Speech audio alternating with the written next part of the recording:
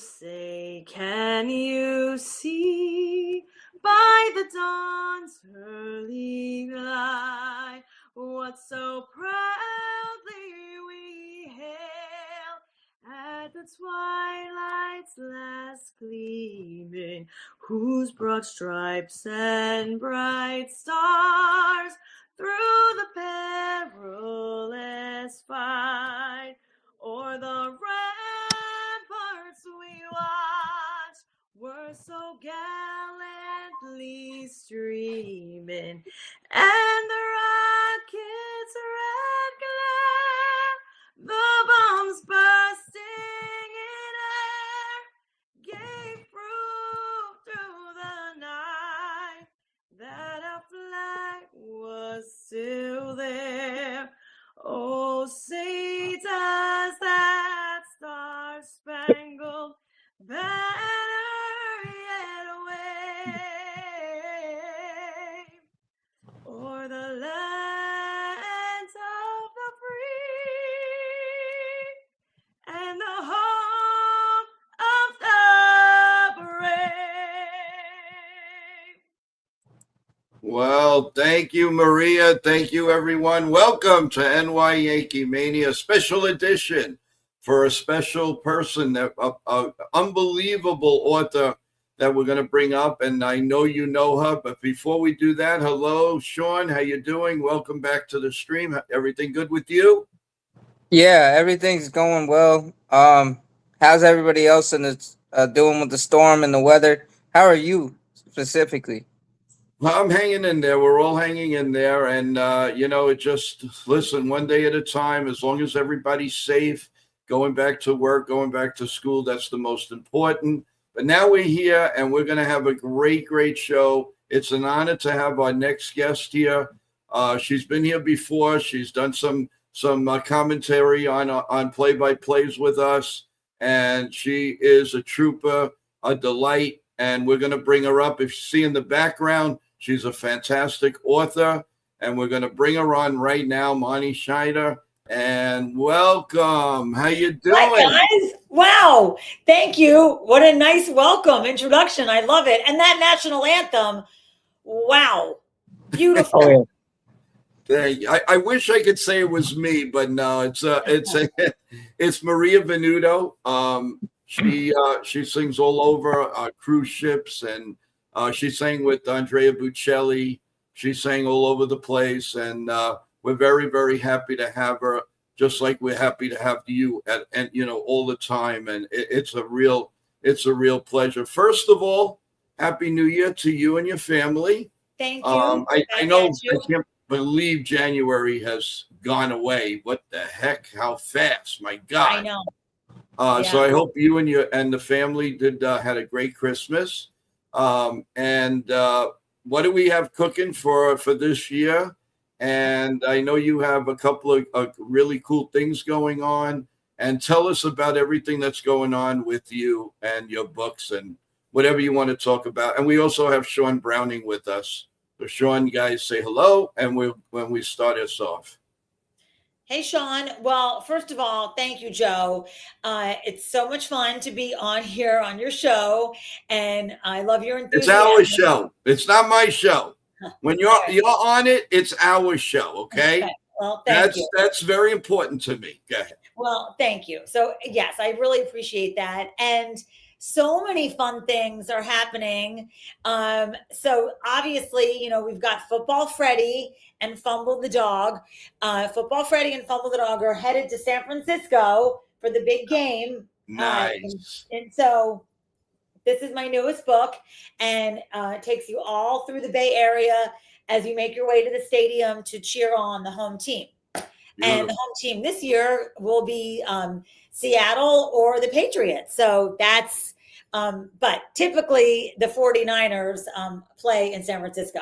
So that's something that I'm very excited about, and it will be lots of fun. I'm going to go out to San Francisco and do lots of story times in the Ronald McDonald House and stuff like that.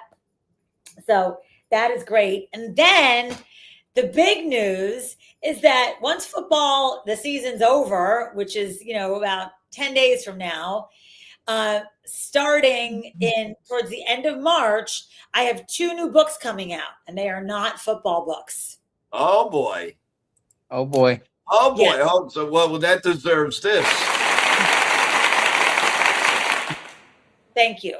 So in March of this year, Baseball Billy and Bunt the Dog, Game Day with the New York Yankees, Yes. Game Day with the Philadelphia Phillies will be hitting the shelves. Beautiful. Oh wow. Nah, Oh boy, that's man! When that awesome. hits the shelves, you better come on here and talk to the little kiddies. Oh, definitely. So we're really excited. So Baseball Billy and Bunt the Dog, same kind of idea as Football Freddy. You travel around, you see all the great sights in New York as you make your way to the stadium to cheer on the Yankees. And it's so much fun. And it's Baseball Billy and Mateo. And they Joe, I think I sent you the PDF, right? Did I send No, you? we didn't. Honestly, I didn't want to. I didn't want to say it, but no, we didn't receive anything. Oh, well, hold on. I'm going to text it to you now. I feel bad. Then, I feel bad to say it, but I don't. I know the mail sometimes forget it. It's well, nuts. no, I mean, I think I texted it to you. Let me text this to you, and then you can have an idea. Maybe I just sent you the cover, but coming. So those books, and then we're going to start our series of Baseball Billy and Bunt the Dog game. Here, I'm going to send it to you now. Okay. Oh, thank you. Yeah, no problem. No, it's no Text it to worries. you. I mean, it's just we're just so happy that you're here. We'd rather have you in the flesh. I know. Well, this spring for sure, because when it's warmer, I mean, it's cold here in the Carolinas too. But so I just texted you Baseball Billy and Bunt the Dog Yes. Game Day with the New York Yankees. That's So I'm so excited because I love baseball. And of course, we love the New York Yankees. We love the Phillies too, but love the Yankees. And you get to travel along, learn all about the great places in New York. And then, oh my God, guys in the chat, you are going to love this. are you looking at it now? Amazing. This is amazing. Thank you. Oh my God. You're gonna have to put it in the community. Yeah, I'm gonna Post it on the definitely community put it in the community. I don't want to ruin it by just putting it up like with the shadows and stuff. I'll put this in the community. Nitin and Nitin Sports Rush will put it in. We'll put it in for you. Oh my God, this is awesome. I'm telling you that she's a genius. She's brilliant. Thank you. Absolutely great. So it'll be available. You can share a few pages of it, Joe and Sean, and then when it's available on Amazon, which will be in like 2 or 3 months, then we'll really do a whole big promotion and get everybody excited. But it's also licensed with Major League Baseball, so it will be for sale in the Yankee team stores. And we're going to do a bunch of promotions. And I'm working with the New York Yankees. Maybe they'll do the first 17,000 fans get a copy of Baseball Billy and Bunt. Oh so my that's God. the thing that will hopefully happen. So lots of good stuff.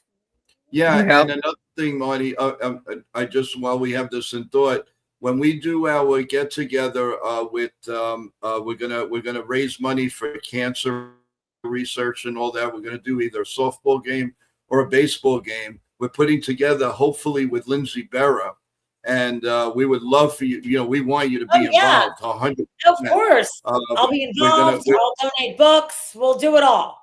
Yeah, and we'll all play a little baseball, which will be a lot of fun. That sounds great. Oh yeah, yeah. It's that would be great. It'd be like remember the days back when you go to like a fairground or a festival during the summer, and you got like adults and kids playing a community softball game. Or just I remember some of those, especially around the 4th of July. I think that yes, and also the Major League Baseball All-Star Game is in Philadelphia this year. Yes. So that is close to New York, and we have a book, Baseball Billy and Bunt the Dog, Game Day with the Phillies. So that is something also that I'm very excited about. Well, I was going to say, I mean, I don't want to ruin it for everybody, and I want everybody to get the book because, you have to get it. but a little something of, just a little peek, just a little peek That's about fine. it. Yeah. Just let us know. Give us a little peek of what they're looking at. You have my permission to give a little peek of game day with the New York Yankees. You have my permission. So go for it. Thank All you. right. Yeah. All right. Now, you want me to do that now or later on? I Whatever don't you want to. want. You can, if you want to screen share, you can show a few pages of the book, whatever you want. I'd rather you do it because it's better professional than me.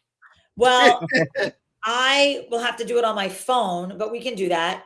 Yeah, that's what more than likely I'm going to have to do because the producer's not ready for. He's actually splicing a few things right now, so I want to make sure that everybody see the cover. Yes.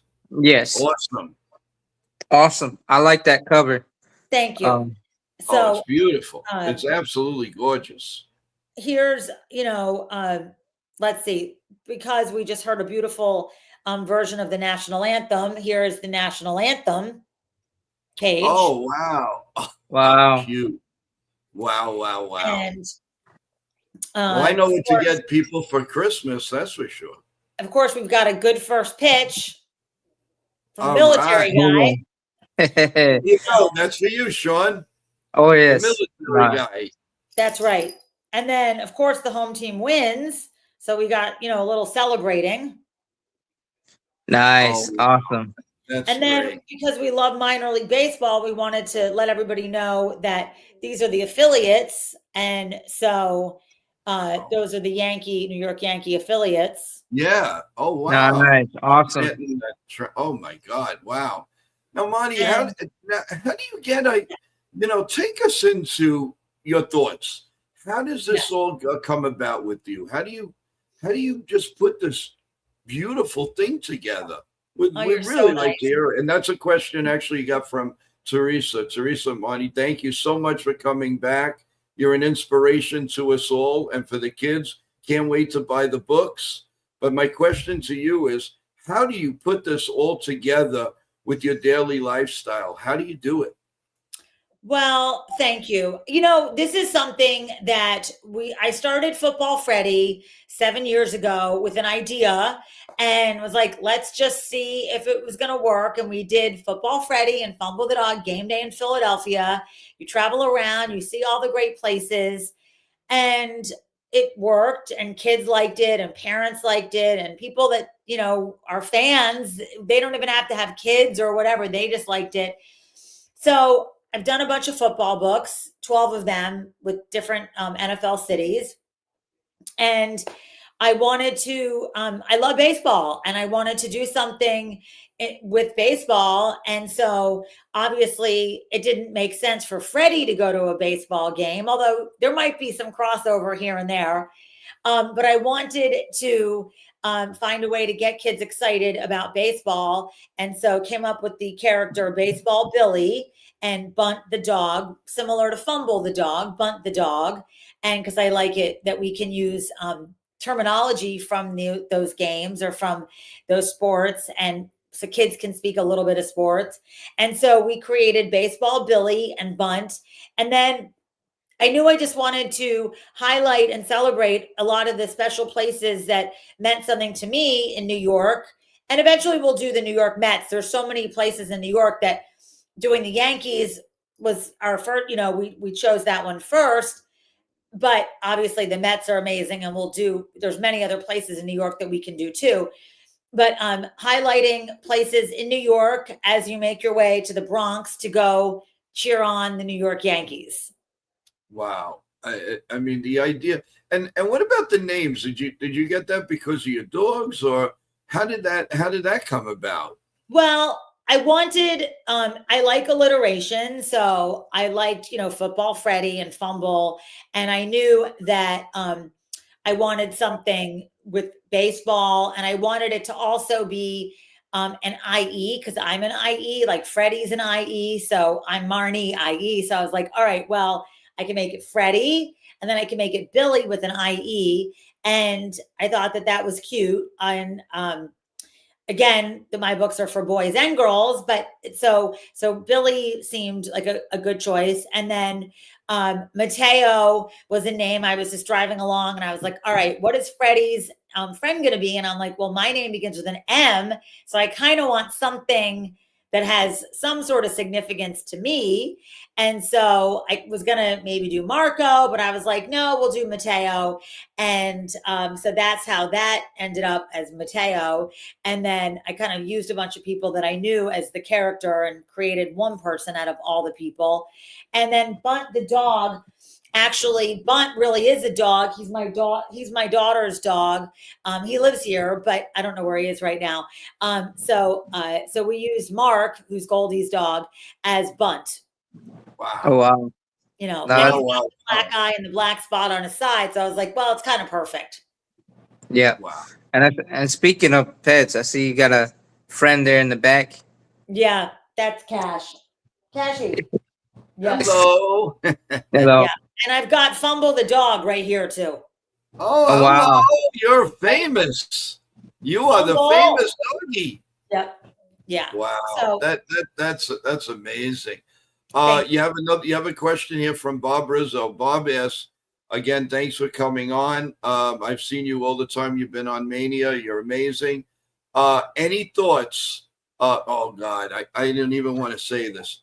Any thoughts of doing a television Disney, because Joe would be perfect Disney character? yes, that's a great idea. No, it's not. Don't Well, start Joe. now. Joe, What?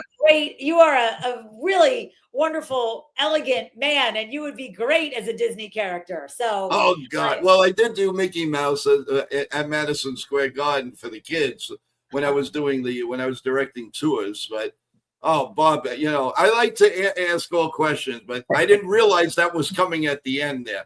But do you have any aspirations to do anything TV wise and make this animated? yes, that is definitely a great idea and part of the plan.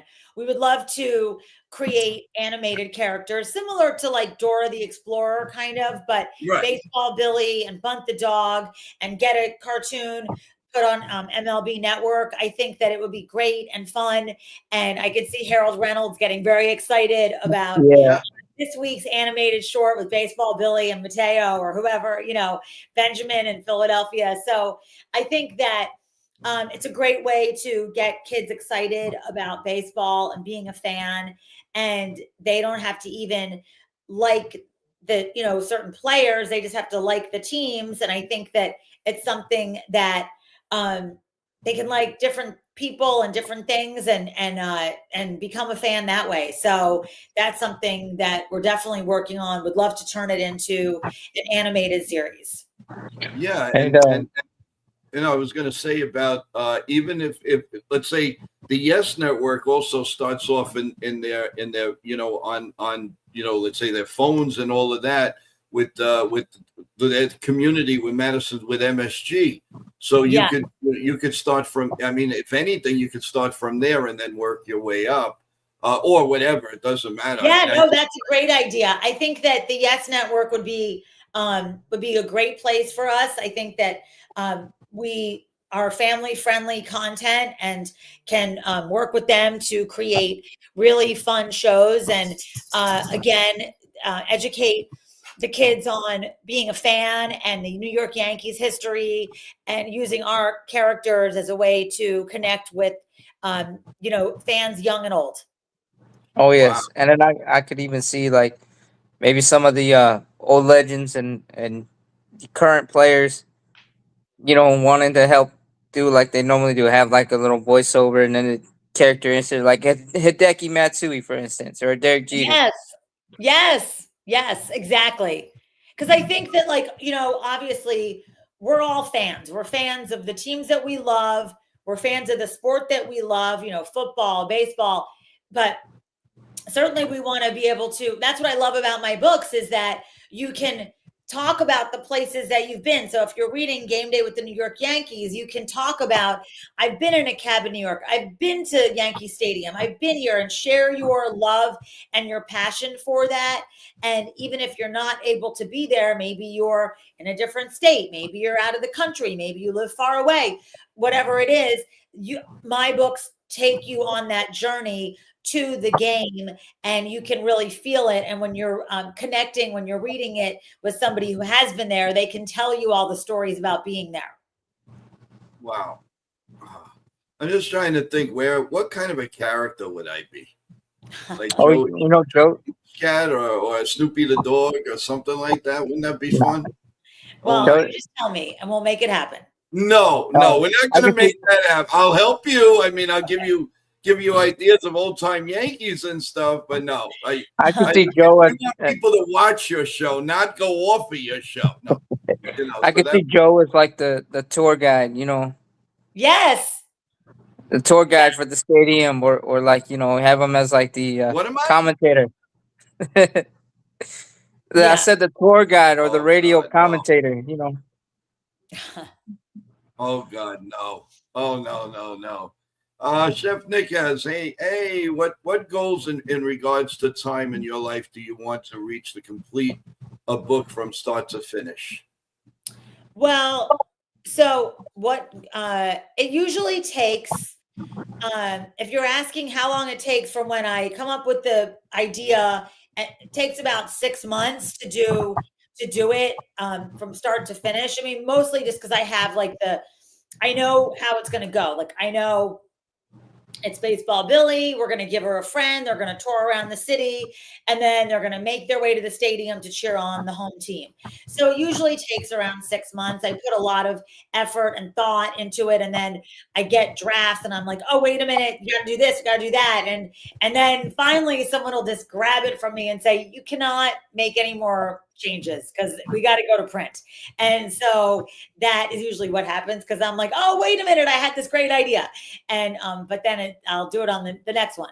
So I think that so it usually takes around 6 months. My goals in regard to my book series is using it as a great tool to get kids excited about reading and playing. And I think that when kids read, what we always say is, when kids read, we all win. So, reading is a great coping skill. And I want to use my book series as a way to get kids excited about reading and playing. Yeah, that's awesome. That's awesome. Thank you. And I'm sure you've thought of this too, to schools around in Philadelphia, New York, whatever, to have a special education on sports and all of that, and easing them into the sports world. Yes. And not just watching until, let's say with daddy and uncle and so, but you can ease your way. What a little animation will do for somebody.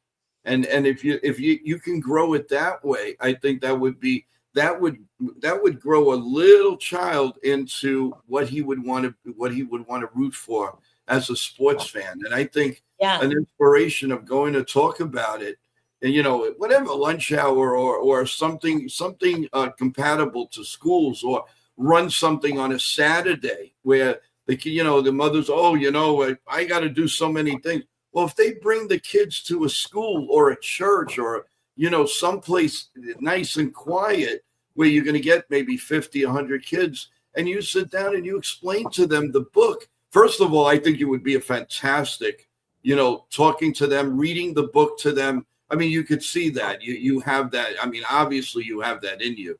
Well, I think that would be a great, an idea to get the kids. Look, we get the kids ready for everything.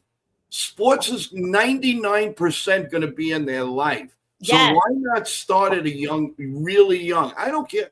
Listen, these kids are using cell phones. They're on computers. So why can't they learn how to use sports as a tool in their life? That I think would just be amazing. Well, thank you. I agree. And I think that what we've been able to do with our Game Day in the USA series is really get people excited about reading and reading to kids, and getting kids excited about reading. So our books are really for second, third, and fourth, maybe fifth grade reading level, but I've been told that they're for all ages because it really does tell a story, and you remember these places, and you remember when you were at the game, you remember going to the game, you remember hearing about the game or watching the game. It really, and then you can share those stories with your daughter or your son or your nephew or your anybody, your neighbor's kid. And so those are the things that I think really are so important, and that they really do highlight why everybody seems to love what we're doing at game day, is that it really does. I always say sports are the universal language, and it brings everybody together. So sharing stories about the teams that they love and the memories they have, because we all have great memories of being at sporting events. Of course. And so that's something that I know our books do. Oh, yeah. And another thing, I'm sorry, Sean, I didn't mean to cut you off, but another thing that I think that shows is if you have a group of, let's say, 50 kids together and they start learning together, they could live as a family. You can have a Yankee fan and a Met fan, a Met fan and a Philly fan, a Yankee and the Red Sox. And they can grow up in that era as opposed to in the house. Oh, I love the Yankees. You better love the Yankees. You better. But if they learn like they do in school, how much is 2 + 2? You've got a vehicle there, Marnie, that I think is just endless. It's a powerful tool that you have. Well, thank you. Thank you. And I think also, certainly in baseball, it's something that families will try to travel around and see all the baseball stadiums. Well, a lot of families don't have the ability to do that. But I think that our books give you kind of the feeling that you're there. And obviously it's a beautiful journey when a family can travel to different baseball parks and spend their summer doing that. But again, not everybody has the ability to do that. So I think that we can take young readers on that journey without having to go on an airplane or get in a car and drive around and do that. Okay, before another couple of questions, Sean, you have a question? Well, no, I mean, like we were talking about how books and how they, especially with young kids, influence mine. What were the books like when you were a kid that really stuck out to you? Well, for me, it was a little bit different because, I think I was reading, Shakespeare and things like that. What I would say is for my children, where I really started to notice that there was a need for this was when my children were younger and they were reading Fancy Nancy and Amelia Bedelia. And I loved those books. I loved reading those books with my kids. And I was like, I want to create this same kind of thing only with sports. And so based on my life growing up with my mom and my grandfather, I knew I could do it. But I think that it was something like, again, reading to my children was something that they loved and that I loved to do with them. But it was really those books like the Fancy Nancy, Amelia Bedelia that I was like, let's do Football Freddy and let's do Baseball Billy. Yeah. Because I remember Amelia Bedelia. And then, of course, for me, it started out, I learned how to read with, the Cat in the Hat and all the Dr. Seuss books, right? And then Where the Wild Things Were. And then my dad would teach me history, but it would be like children's books, and you read it over and over. And then, like you go into, and then I fell in love with the Shakespeare, the Sherlock Holmes, all those books. And it's just like you remember even now. And it's amazing. And I like that you're taking two different loves and then you're putting them together and you're creating such an awesome Thank you, Sean. way for different people. I mean, it's amazing how they reach. Well, thank you. And we want, I think that professional sports can be very expensive. And, even if you get to go to one game, and I love minor league baseball because it's so affordable and family friendly. But I think that getting kids excited about, we'll use this as an example. This is game day in San Francisco, and you can travel around and see all the great places like the Golden Gate Bridge. And then, obviously, all, everything that is fun to do in San Francisco. And then you make your way to the stadium so that you feel like you're really there. And then you get to cheer on the home team. And what I would say is that it's really, it's fun to go to a game. but it's definitely very expensive. And so not everybody can do that. But I wanted to write books that made it seem like you were experiencing that. And maybe one day you will get to go to a game. But, if you don't, you at least feel some of that stuff. And then I love the pregame. I love the national anthem. Like, I love celebrating that. That's really important to me. So I wanted kids to know, like, when you go to a game, here's what happens. You go in, you have to give, there's ticket takers and food vendors and so many people and policemen and firemen and so many people that are working there so that you can go and enjoy that game. Parking people. And so then also, like, then once you get into the stadium, then you get to your seats. And then I wanted kids to know what it was like. Like, you get to your seats and then you do the national anthem and you place your hand on your heart. And these are things that happen in every single professional game. And those are things that are always consistent in my books. Like, you get to the stadium, you get into your seats. Every book that I have written always celebrates the national anthem.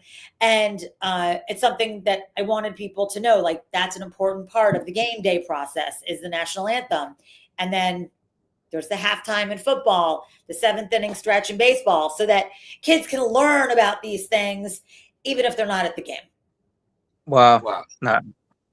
That's real great. I mean, you remember one of the reasons I fell in love with basketball was Space Jam. So, it was, watching it as a young kid, and then you're like, oh, really good. And then it just, and then you see it with Jordan playing the last few years, and then Kobe and all those. And then, now it's like, I can't stop. It's like, that's what I love about sports, but also reading. If I find a good book, it's like, I can't put it down.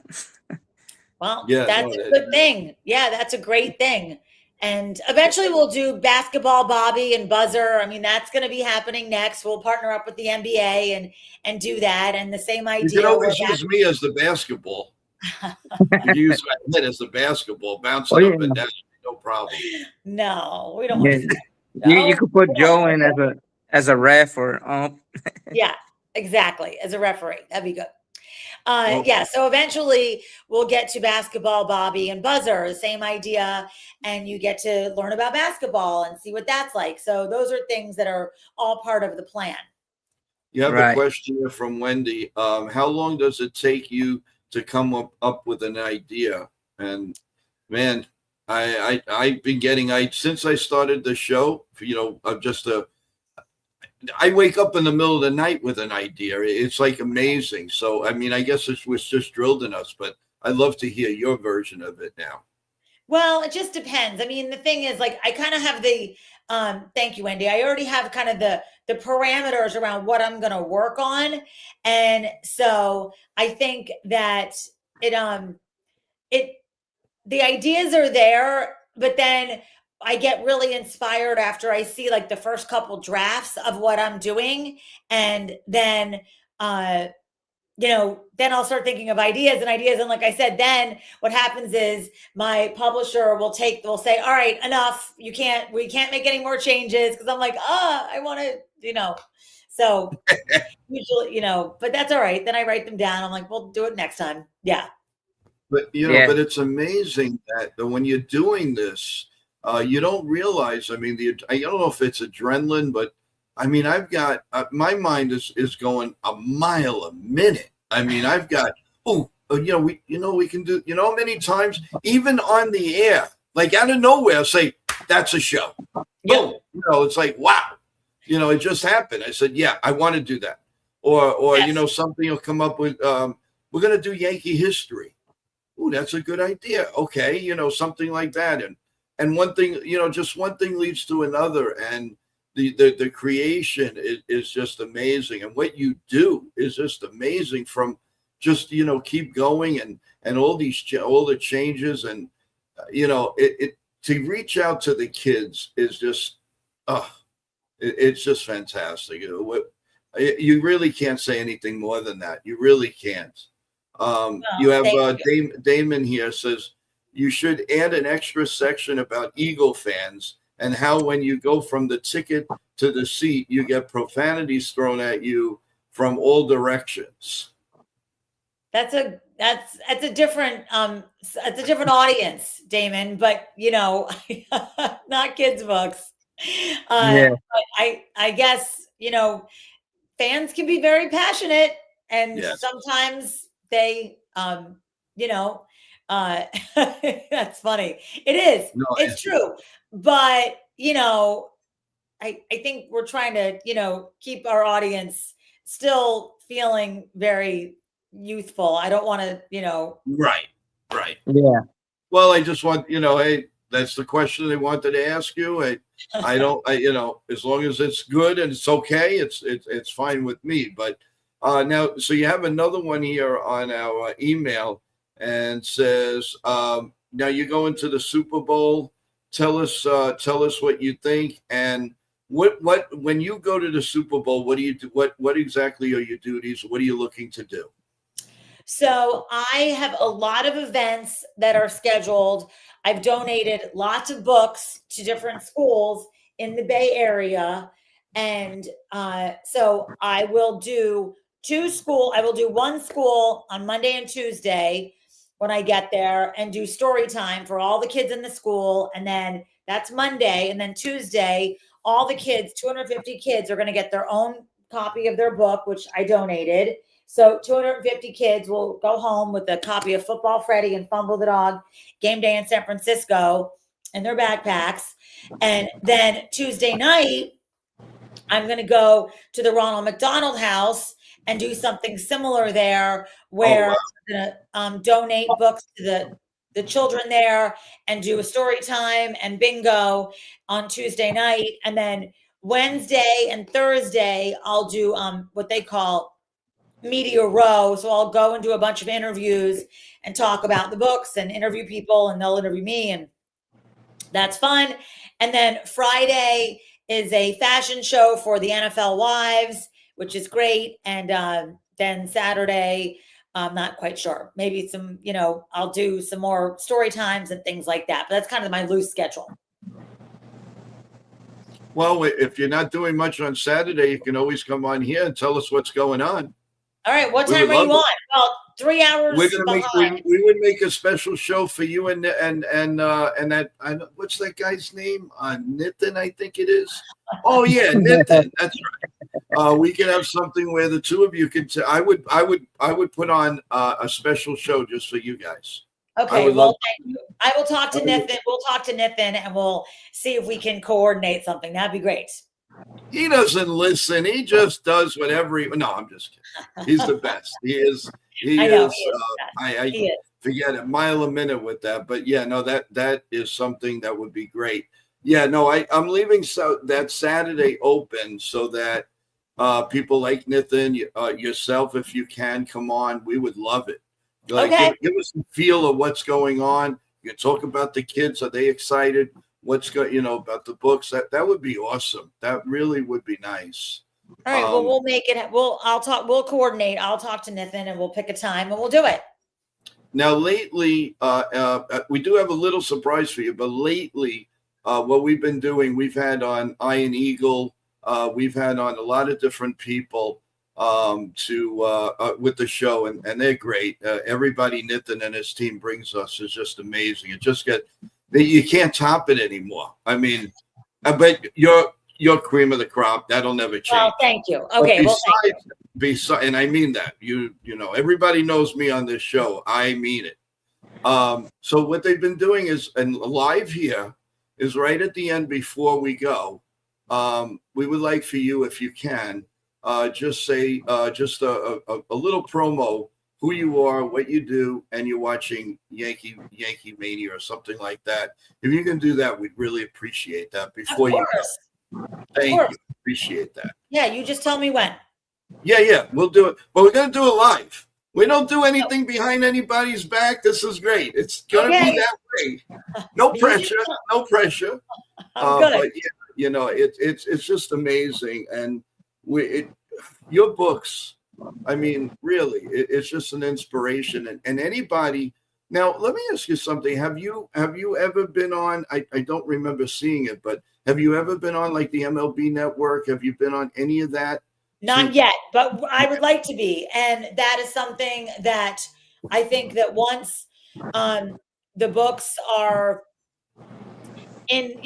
printed and they're at the printer now. So I'm thinking that we will I'd be great on MLB Network, and they would love to have me on there talking about getting kids reading and getting kids playing and being a baseball fan and going to the games. And, minor league games are great, but obviously, we certainly love the New York Yankees and love the Philadelphia Phillies, and getting kids reading is something that we can all agree is a good thing. Yes, no, it is. Do you have any other questions, Sean, before we give her a little surprise? Yeah. No, so back in the 2009 World Series, it must have been hard rooting for both teams because both teams are. So who are you rooting for more? Phillies, come on.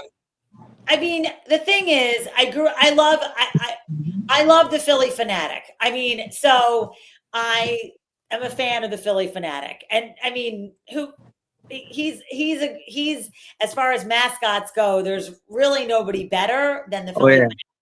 So, no.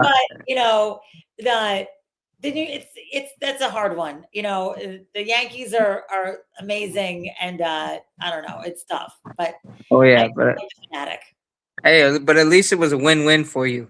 Yes, exactly. And by the way, with Baseball Billy, we're gonna do all the teams. We started with the Yankees because it's the Yankees, and then we chose to do Philadelphia because of the All-Star game being in Philadelphia, and on my Philadelphia is where I grew up. But going forward, we're going to do obviously every team, all the teams, the Dodgers, the Diamondbacks, you name the Mets, you name it, the Pirates, the Blue Jays will go up north. Every single MLB team will eventually have a Baseball Billy and Bunt the Dog game day book. Even NYYankee, we're gonna have Bunt the Joe. Yes, exactly. And Joe teaches bunting. There you go. Well, we're going to bring up a little surprise for you, and I think he or she is ready. Can I have a thumbs up? Yes, no, maybe? Yep, I can. Okay, here we go. 1, 2, 3. Yeah. Who's in that car? Hey, Marnie, how you doing? Hi there. Hey, Nippin. How's it going? Good. How are you? I just finished my workout in the gym, so. Okay. Well, it looks like midnight out there. Huh? Out there. Yeah.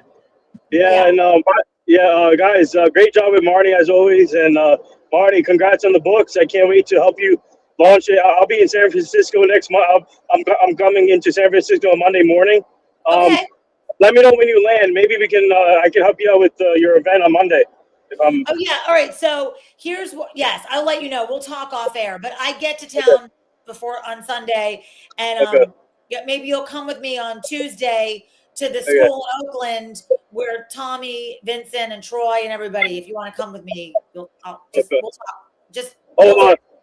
What time Tuesday? Because I have a golf event on Tuesday. Well, I'm leaving the hotel really early. I have to be in Oakland at like 7:30 in the morning. Oh, okay. What time is your golf? It starts at 11 o'clock, I think. The golf tournament. Yeah. We'll figure out where, and then I'm going to go to the Ronald McDonald House on Tuesday night. Okay. Oh, so you're coming in Sunday then? Okay. Yeah. Okay. Yeah. Then we'll figure out something that I can. All right. So even just Monday, I'll be done with the school with the book reading at like 2:00 on Monday. So maybe when you get to town, we'll meet. We'll have a coffee or something in the afternoon. Yeah. Right. And then if you guys can get together for Saturday. Yeah. Oh yeah. And we can do that too. Yeah. You guys do that. Sure. I'm gonna put the show. We're gonna put the show on, and really, it would be fantastic for you guys from there. That would be awesome. That really would. Yeah. Make our weekend. It would be nice. Are you coming to Lee Steinberg's Super Bowl party? Yes. This year. Okay, yes. I'll see you there. That's gonna be my second year there, and I can't wait to see you there too. I'll be there. Okay. Well, we'll see each other, but we'll make specific meeting plans. Okay. Yeah, yeah. All right. Good.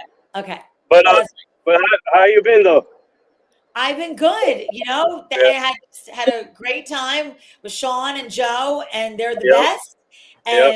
And you know, just talking Yeah, they want to about make me a Disney character. Oh, I'm gonna be. That's all I need We're, now. we're Yeah, all gonna right. be in. We're all gonna be in Marnie's book, the next book. yes. Right. All Oh, right, so no, I no, want to tell. maybe So you what I guys- love about Niffin, okay, is Yeah.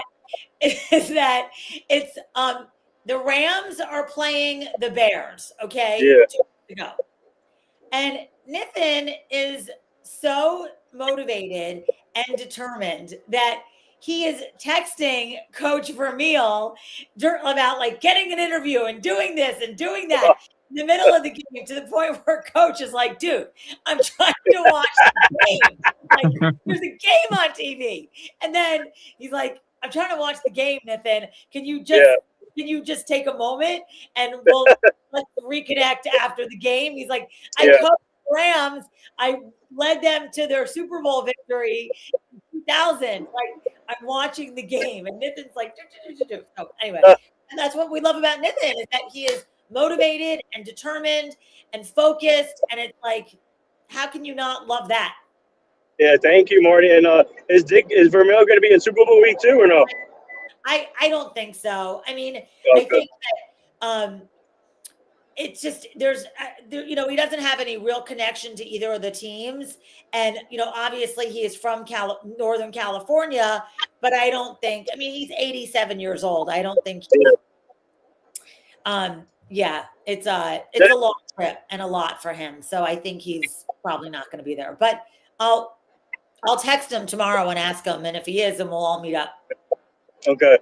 Did I tell you that I'm also now the vice president and partner of this company called Nation Best NIL Dream. I deal with now NIL deals, brand deals for athletes also now. Oh, that's great. All right. Well, I want to hear all about it. Yeah, definitely. Yeah. no, Congratulations. That is Yeah, awesome. thank you.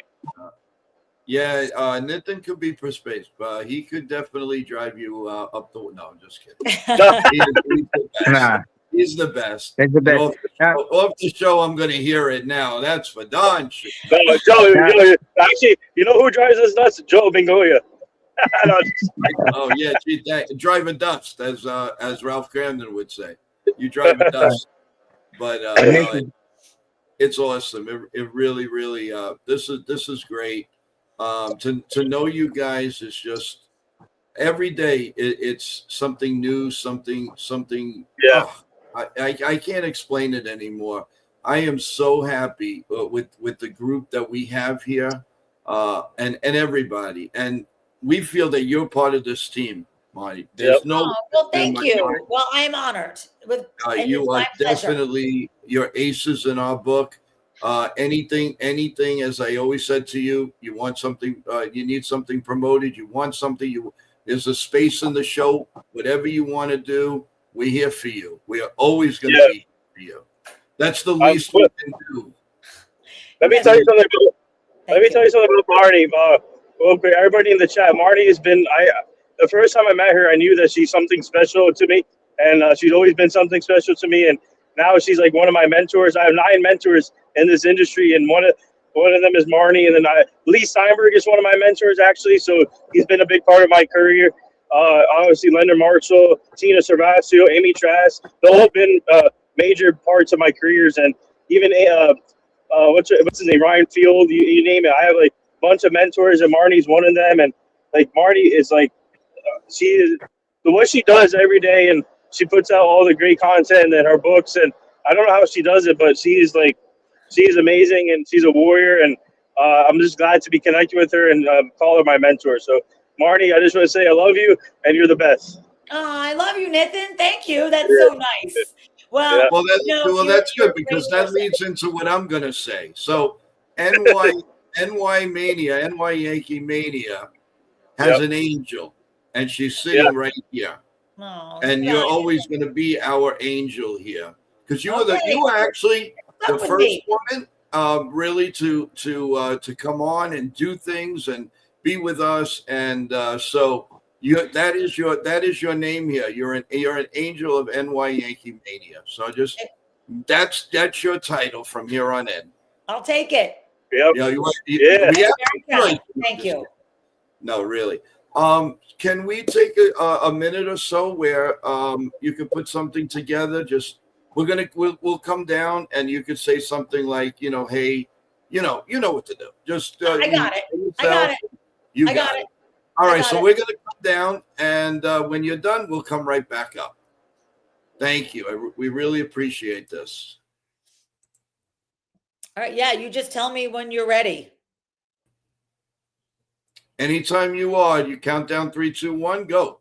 All right, 3, 2, 1. I'm Marnie Schneider. I'm the author of Football Freddy and Fumble the Dog, Game Day in the USA, and also the author of Baseball Billy and Bunt the Dog, Game Day with the New York Yankees. And I am so excited to be part of the New York Yankee Mania show. Thanks, everyone. Now, how can we beat that? Oh, that was awesome. That was awesome. Yeah, that was awesome. That was amazing. Yeah.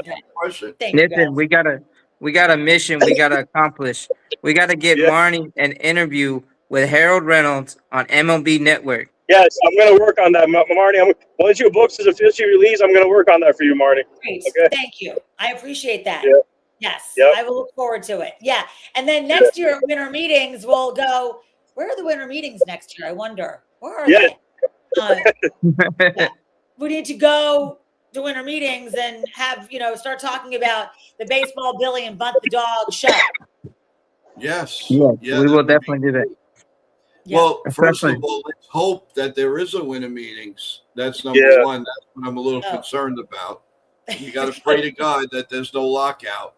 Because either when either the Yankees win the World Series or the Phillies, the bottom line is the door's going to be closed, and we all know that, unfortunately. So we've got to enjoy this year, everyone, because I'm telling you, it's going to be a rocky road, and I really hope not. But and I'm not scaring everybody, but we got to really enjoy this.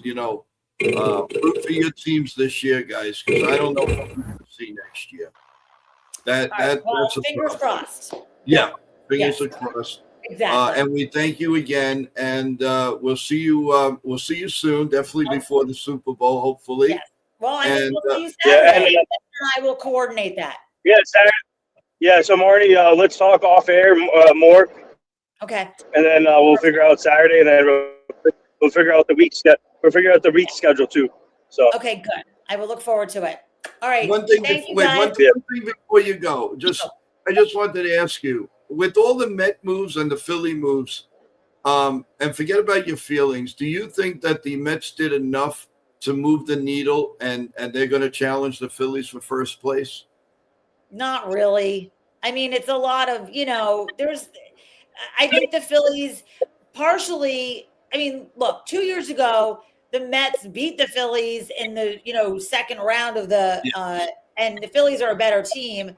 Last year, the Phillies, to me, have to, this is the year they have to get it together, or else the whole team is going to be, they said this year too. I think the Mets made some good moves, but I still think the Phillies are better, and everybody's going to come back, and it's going to be a very good year for the Phillies. Yeah. We wanted to get that in. What's up, Evan?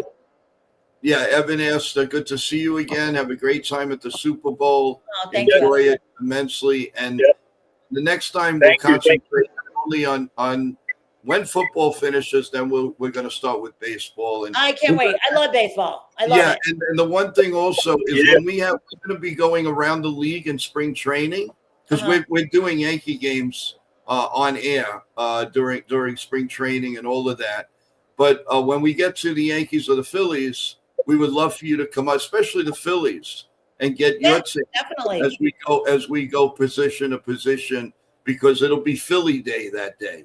All right, that'll be fun, because I love spring training. Obviously, I love Clearwater, and I think that it's great. And I love the minor leagues. I love, I think that the minor leagues are such a great family friendly experience for kids. Mhm. And that's really like, and my books are $20. Like, where can you go and buy something for $20 that is so satisfying? You can't. Like $20, Yeah. that's it.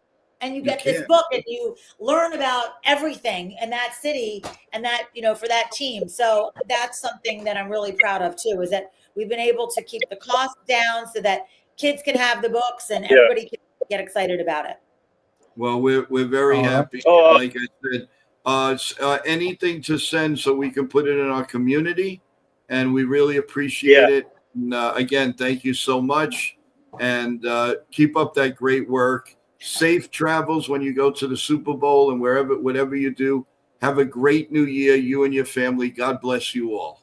Oh, thank you. Well, we'll take lots of selfies, me and Nathan, but yeah. lots of selfies. Your I get- stuff was I have it. By the way, Nathan. I'm okay with that too. Okay. But this will be the first time that I'll be seeing Marnie in person. Actually, I know. Oh, it's like wow. crazy.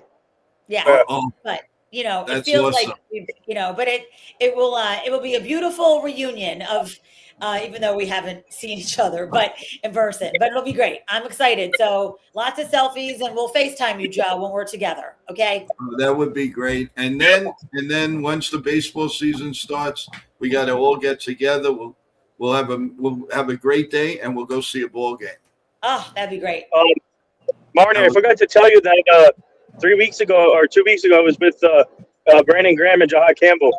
Oh, I love Brandon. He's the best. Yeah, he's Yeah. great. He's a great guy. Yeah. Yeah. We did a promo for Primo Hoagies. Oh, So- delicious. Oh, wait. Yeah, Yeah. that's great. Oh, Yeah. good. Yeah, Brandon's so good. I love him. I was hoping that we would have a little bit of a longer season, but that's okay. Next year. So, Next year, yeah. well, Yeah. Philly Wow. cheesesteak or a hoagie, which is better? Wait, what was that, Sean? Philly cheesesteaks or a hoagie, which is a better sandwich? That's a tough one. I mean, I like a cheesesteak. I'm going to say a Philly cheesesteak, but a Philly hoagie is good, but it's almost like easier to duplicate that. Like a Philly cheesesteak, you really can't duplicate it. So I'm going to go Philly cheesesteak. Well, awesome. All right. Yeah. Awesome. Yes. You guys definitely enjoy the Super Bowl. You guys deserve it. Enjoy you. every minute of it. Take it all in, and you guys deserve to be there. And the work you guys do is just amazing, and we're just so happy that you share a few minutes This with Yankee Mania. this would be my second Super Bowl. Last year I was in New Orleans for Super Bowl week. So this year will be my second one, and I think Marnie, this is your 15th or 10th. How many Super Bowls you been to, Marnie? A lot. I'm old. I'm older than you guys. I mean, my first Super Bowl was 1980. I mean, come on. Yeah. Oh, wow. That's nothing. That's 81. So I've been to a few, but each one is different and special, and it's like a camp reunion. So it's lots of fun. Yeah. That's I awesome. can't wait to see Marnie in person next week. So Yeah, and I'm I psyched. hope I don't disappoint. So I'll, get my beauty rest tonight, and I'll start. And I'm psyched for the Saturday show. I really am. That would be awesome. Yeah. I really look forward to that. So you Well- guys coordinate. Just let me know, and boom, we'll put it on. We're gonna do that, and we're gonna FaceTime you, Joe, when we're together. So stay tuned. Yeah. That sounds great. Thank you, guys. Okay. Good luck, and Love you we'll see guys. you soon. Yeah. I love you too. See you.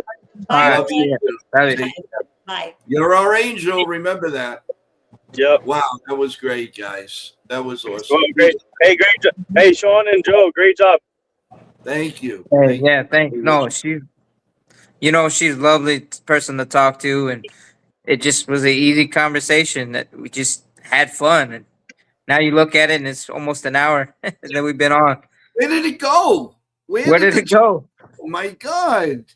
1 hour. I mean, we can talk for hours. It's just wow. I'm telling you guys.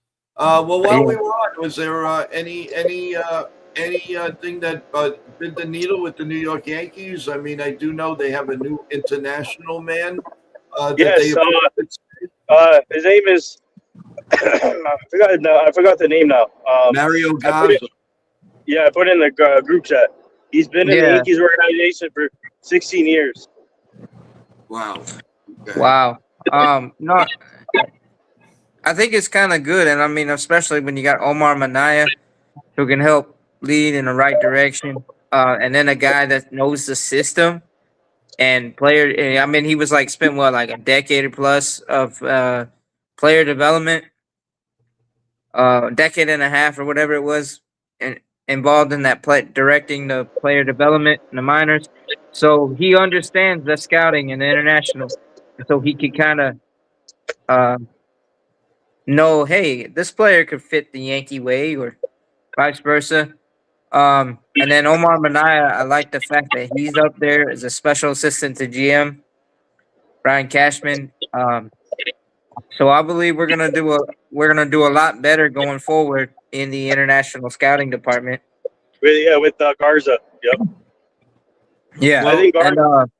The one thing we're hearing guys, is that there's Yeah. no question about it. The Yankees are looks like are in trade talks, and with who? now there's a big poll out on MLB trade rumors. Will the Yankees trade from strength in the outfield? And I think they are definitely talking Dominguez, but they're not just going to give Dominguez away. I pray to God. No, they need a great package. They need a great package back for Dominguez. yeah. But would you mad if he got involved with in a package deal for Nico Horner? No, I would love to have Nico Horner. I don't think it's enough, though. I'm sorry. I just. What about? What about? Oh, that was another one. Guru just broke up from 1993. They are seriously talking about C.J. Abrams. I'm not sure about that, but I don't know if he has the range. You know, we've been complaining about Anthony Volpe. What about if this guy is another one that has with the range? I don't think CJ Abrams is the fit here. I don't think so. I think they need a right-handed bat. I think the Yankees will focus on getting a right-handed bat along with the right-handed catcher in the trade.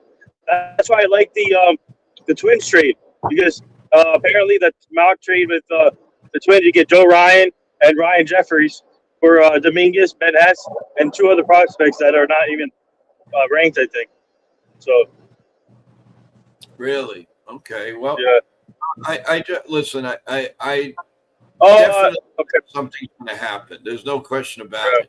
I think this trade. I think Dominguez is going to get. I think he's going to get traded before spring training. Really? Oh yeah. You think so? Yeah. I believe that, but it can't be for nothing. It's got to. Nathan, it's got to be something substantial. Not like years ago when they just gave away Fred McGriff, or they gave away Jay Buhner, or they gave away Willie McGee for absolutely nothing. No, I know. That's would you trade him for Joe Ryan, Ryan Jeffries, and another player from the Twins? Yeah, I'd have to be out of my mind. I'd really have to be out of my mind. Yeah, Sean, what do you think about Joe Ryan? Well, Joe Ryan. Yeah. Joe Ryan is an elite pitcher. It would just depend on the package we'd get and how much control we have on him. Because I mean, even if we get him as a rental, it'd be nice and it'd be awesome. Yeah, but he's a free agent after this year, I think. Oh, is he? I think so. I think he is. Yes. Okay, yes. That means the Yankees need to ask for more. Not only Joe Ryan and Ryan Jeffries, they need to get at least two more players back to make him four. Yeah. T-Road saying the Yankees need a big trade. They need a shakeup. Yeah. But it's got to be the right kind of shakeup, you know, because our holes are what? Pitching. Right-handed catcher. And either a bullpen arm, a high-end bullpen arm, or a reliable starter. Yeah, I Yeah. don't know. It's hit or miss. Let's see right here. Abillo. I trade Dominguez and prospects to San Diego for Machado, Estrada, and Miller. San Diego needs to move either Machado or Bogarts. Yeah, but that's the problem. We got to take Bogarts, and we don't need him right now with that big contract. If the Padres give us all that money, but I don't even want Bogarts. To me, is past his prime. I don't know what happened to him, but you want to talk about a disappointment? He would be a big disappointment in New York. And if we're gonna get Machado, he comes with that price tag. I would not do it. I don't care if they pay for the whole salary. I don't want him. They're not trading Miller. They're not going to trade Miller because that might be the end game to beat the Dodgers or at least stay with the Dodgers. So what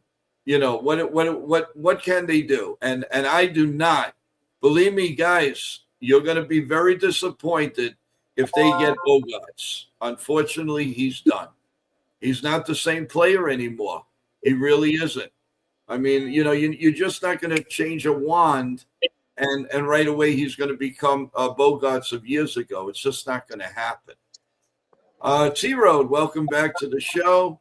They're missing 1 or 2, 3 key players. Make a trade, make some moves. All right, well, what do you suggest? What do you want?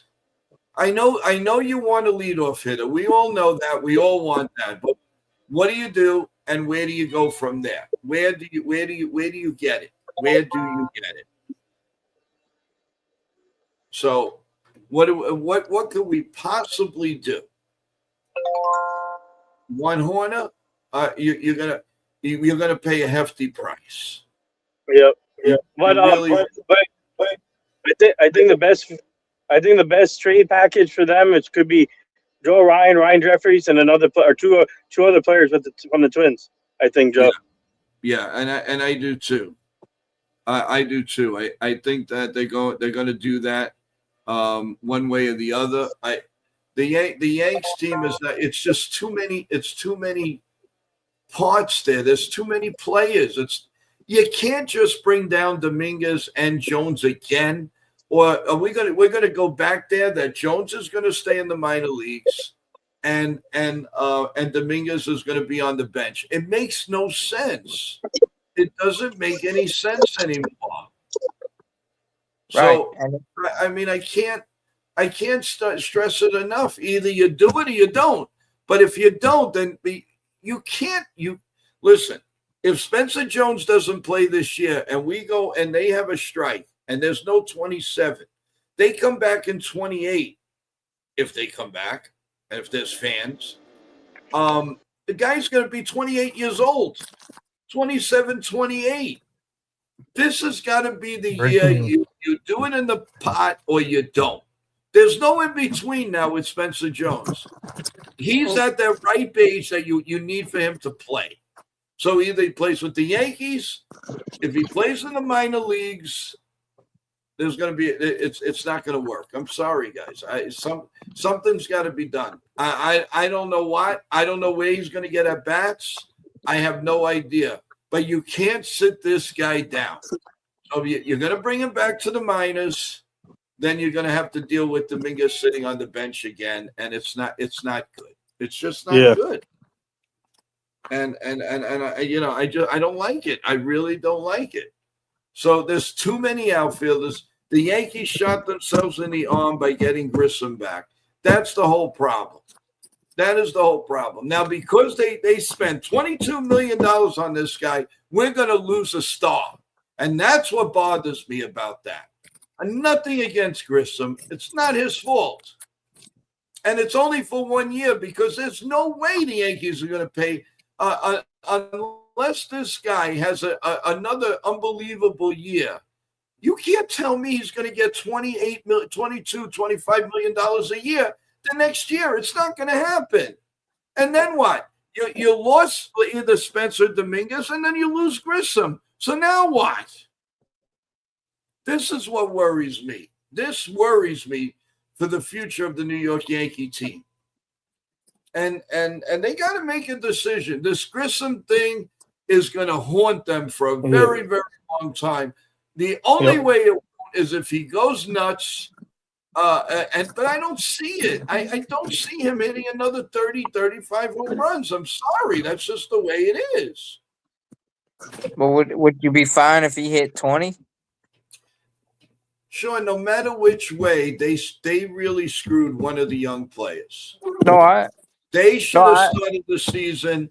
That's why it was important to bring Spencer Jones up last year and let him play. Let's see what he's got. Now they can't.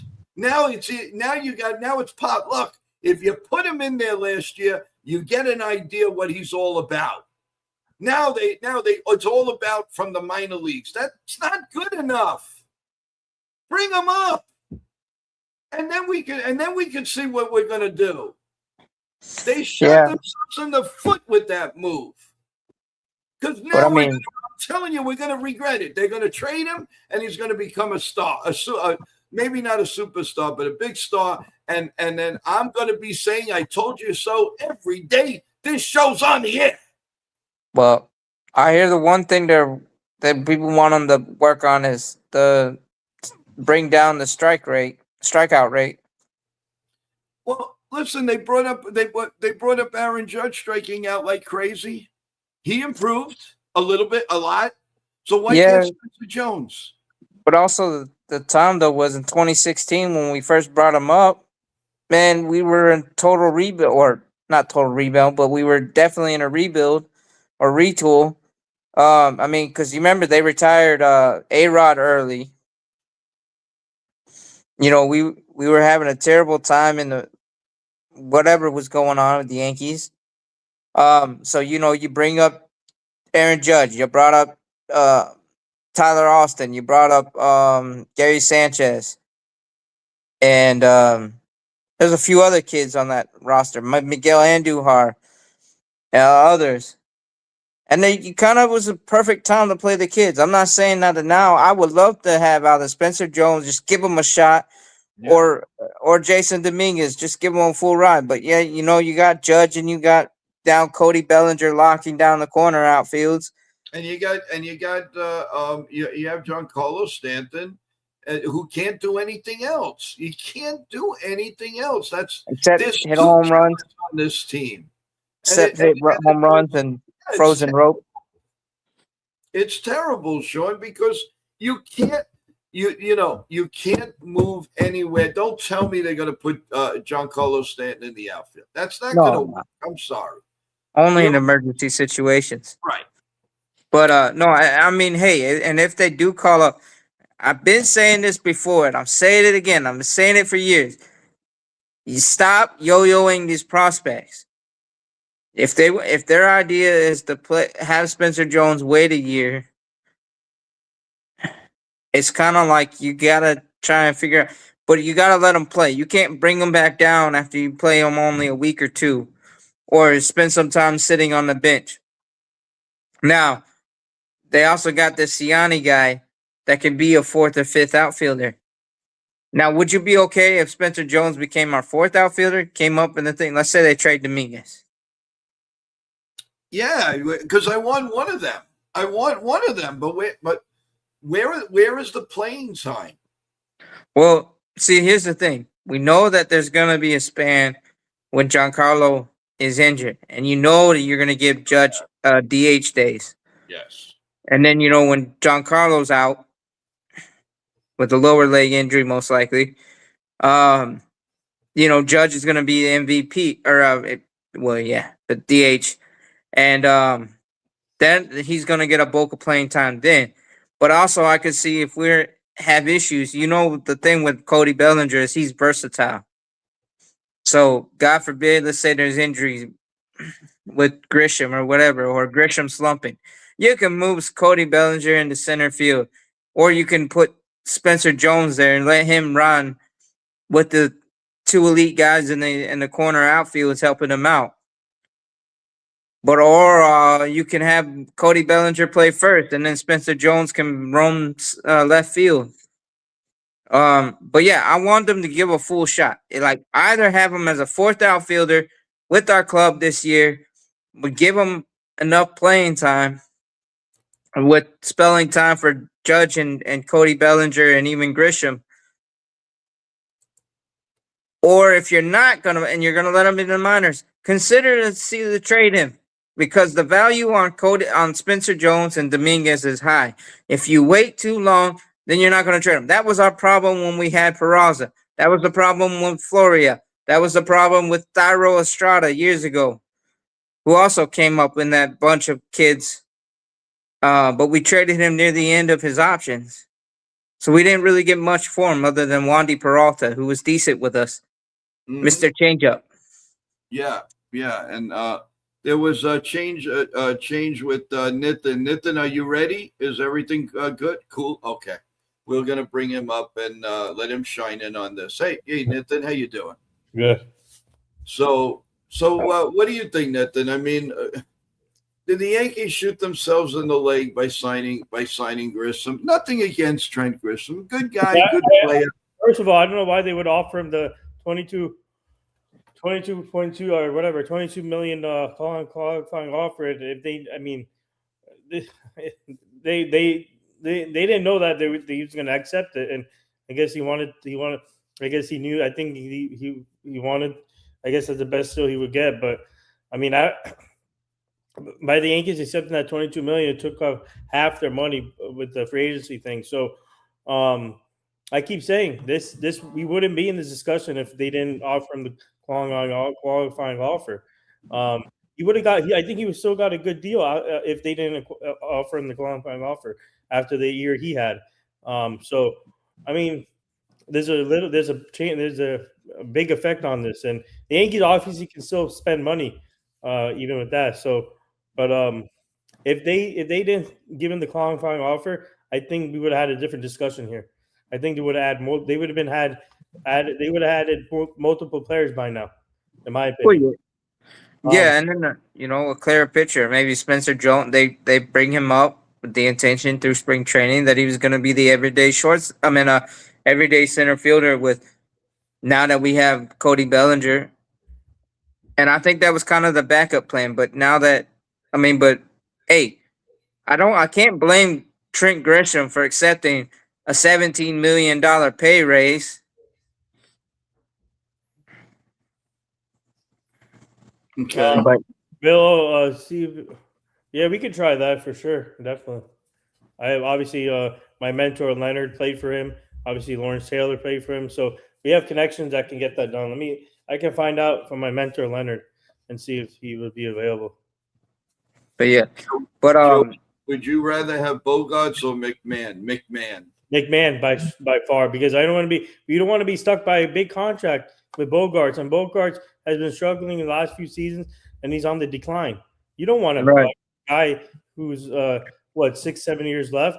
McMahon only has 1 year left, I think, or two. I don't know. I got to look at the contract. I think 2 or 3 years. McMahon is a better defender than him, in my opinion. So why mess that up and get a guy that you're going to be stuck with another contract? So no way. I will take McMahon in a heartbeat. Yeah, and third base. By the way, guys, shout out McMahon is capable of hitting over 250. Without a doubt. I mean, he's batted over 250. He's done all of that. But there's no listen. My argument is this: everybody that batted under 230, 220, there's no reason why they can't bring that batting average up 5, 10, 15 points. I'm sorry. You're a major leaguer. You got to be a big boy here. It's 3 hit. Come on. It's 3 hits out of 10 and you're batting 300. You mean to tell me you can't get 2 or 3 hits, in a week? Come on. Right. And it's so ridiculous the way this is all. I don't know. But you know what? We're going to save this for when we analyze the Yankee team on our rendezvous for spring training. I'm still not convinced this is the block 8, block 9 we're going to see. I'm not. It doesn't make any sense. How do you block Spencer Jones and if you're going to keep them both, You got to bring them down. You can't do this again to Dominguez. It's not fair. The man now, his young years where he could be really moving along, and he's not. He's sitting. He's got splinters on his backside. I mean, come on, they got to do something. I mean, I know because of the Grissom signing, now they're damned if they do, and they're damned if they don't. And who's going to be the loser? The Yankee fans, because one of these two are going to be a star. I don't know which one yet. But but if you've watched minor league games, which you should be doing, instead of just saying, "Oh, let me get rid of Dominguez, let me get rid of." Watch the minor league players, because I have more insight too, because we work with the minor league players during the minor league season. We work with the minor league teams.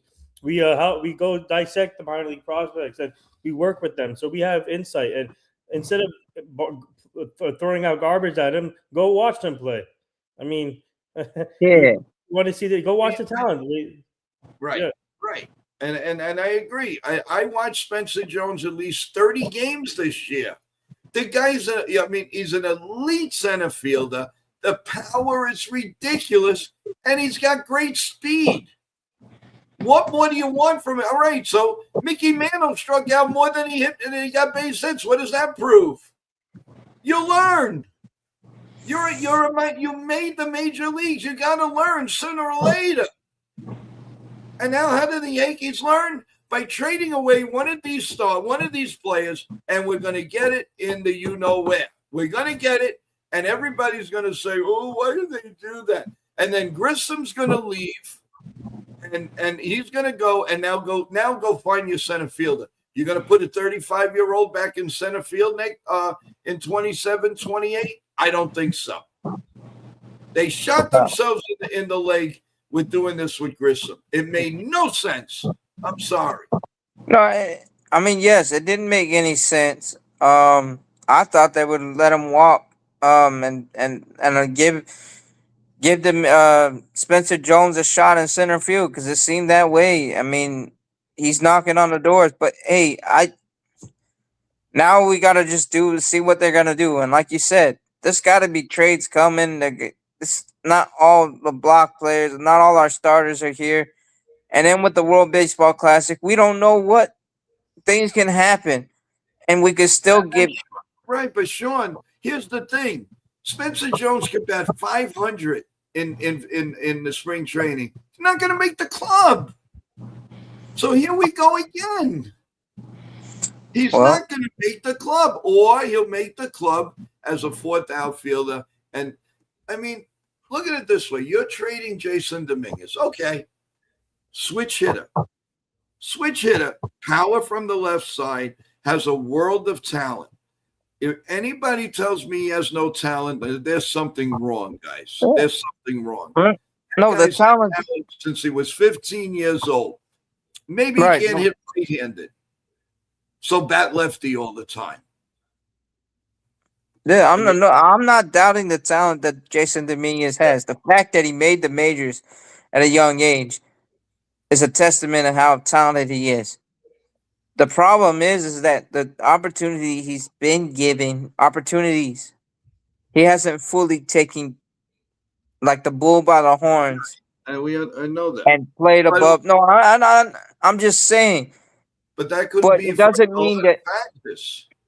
Right. You put him in left field because instead of center field, he's having problems right-handed. They're probably telling him, do this, do this, do this. And he screwed up in the head. Yeah. Look what happened to Volpe. Look what happened to these guys. Well, look at what happened with Gary Sanchez. We started messing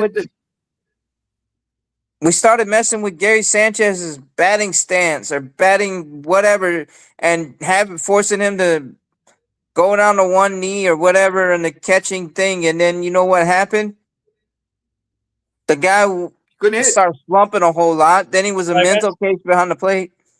Yeah, so and there's one even better than that. Jobber Chamberlain. They screwed his career.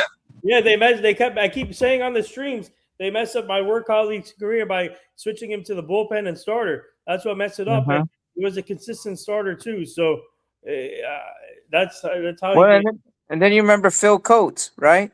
Yeah, that's another one. Phil Koch was another one, and also they mess up with a lot of players like Jerry Weaver. Jerry Weaver. Yep. You got to shake your head. I mean, And then Jordan Montgomery. Do you realize what kind of a reliever Jabba Chamberlain was? Yes, he was a great It reliever. it was unbelievable. The fans loved it when he came in. He threw 100, 99, 98, 100, 99, 98. He was passionate on the mound. He Yeah. on the mound. Java fever. Yep. And I mean, like I said, they messed up his career by switching to a starter, a bullpen guy, and starter again. So he was a good reliever, but I mean, if they didn't mess up his career, he would have been, I think, one of the top relievers. He had a great career though. He did. Yeah. But yeah, I mean, and then you look at Jordan Montgomery. I know he kind of tailed off after winning the World Series. Mm-hmm. What's up, Chef Nick? What's up, Johnny? What's up, guys? Welcome to the chat. I got a few Yankee points here, guys, from Jack Curry. It says, I put it on the thing. It says the Yankees have talked to Paul Goldschmidt about a potential reunion. A sticking point would be that the team views him as someone who wouldn't start for the team, but should be a name. And then it says here, Cody Bellinger's luxury tax hit for 26 will be over $48 million. As a result, the Yankees will end up with the luxury tax payroll just north of 330, the highest. Wow. So they can still spend at this point. Just keep but the 22 million, Nathan, that made no sense. I know. That's the thing. That killed us. Yep, that killed that. I agree. That definitely killed us. My God. But at the point of it, the Grisham, it's like kicking. The Grisham, I don't know why they offered him the qualifying offer in the first place. That's what messed up everything. Yeah, well, I mean, yes, we all agree that they can still they can still sign players like Chris Bassett. They can still afford that. They're gonna trade, but they're not gonna trade a lot of people with salary. That's the thing. No, they're gonna make trades. They might trade Dominguez. They're gonna make some trades, but they can also they can also sign Chris Bassett. Also, that's what I want. Yeah, and at this point, if you're already over, I wouldn't mind bringing back Paul G. My feeling, I loved him. Ken from the Yankees, The Ugly Truth, loved him. There was nothing wrong with this guy. Yeah. He helped us in the beginning of the year. Even if he carries us for a couple of months, and he'll be fresh coming off the bench. That's a great idea. Right, and then what's something though with Paul G? Okay, Ben Rice. In his rookie year, he was a lot more consistent this full year, right, than he was when he partially came up filling in for Rizzo, right? Yep. But Paul G mentored him. He solidified on defense at first base, rookie. And at the end of the season, guess what? He was like number 95 or number 94 on the top 100 players. We had 6 players on that team last year, on our Yankees team, that made the top 100 players list on MLB Network. And I mean, what I'm saying is this: you see that the benefit, not just with playing and being a bench guy and filling in on things, which would be awesome with Paul G at his age, and he's a great bat and a clutch guy. He's a professional. Yeah.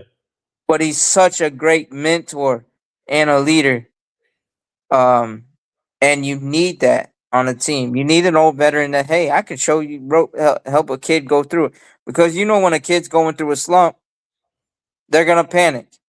They're going to get frustrated. They're going to do a whole lot of things. But a old veteran like Paul Goldschmidt or Cody Bellinger or Aaron Judge, they can come up to the kid and go, hey, you'll be all right. Hey, this is what to do. Do, and then boom. It just boggles my mind. I'm sorry. I mean, I like Tranquil. It made no sense. No, I agree with you 100%. This $22 million qualifying offer messed up the whole offseason, pretty much. Like I said, the Yankees can make trades, right? They can improve by trades, and also they can get Chris Bassett. They can still afford Chris Bassett. It has to be a short-term deal, obviously. So if they can solve the issues that they have with the trades and sign Chris Bassett, then I'll be much better. I'll be fine. They need a right-handed catcher. Obviously, they need one more pitcher, a bullpen guy. So if they can solve that, I mean, obviously you get in that Twins trade, you solve pretty much anything. Like you get Ryan Jeffries, and you get Joe Ryan, and maybe another Twins regular day player, and also maybe a minor league prospect. So if you pull that off, that'd be cool. And you sign a guy like Chris Bassett. Look at that rotation now. All of a sudden, you get Max Fried, Joe Ryan, Cam, Chris Bassett, and then the fifth starter you can mix and match, I guess. Or you can put Louis Hill, or not Louis Hill. What's his name? I'm forgetting about.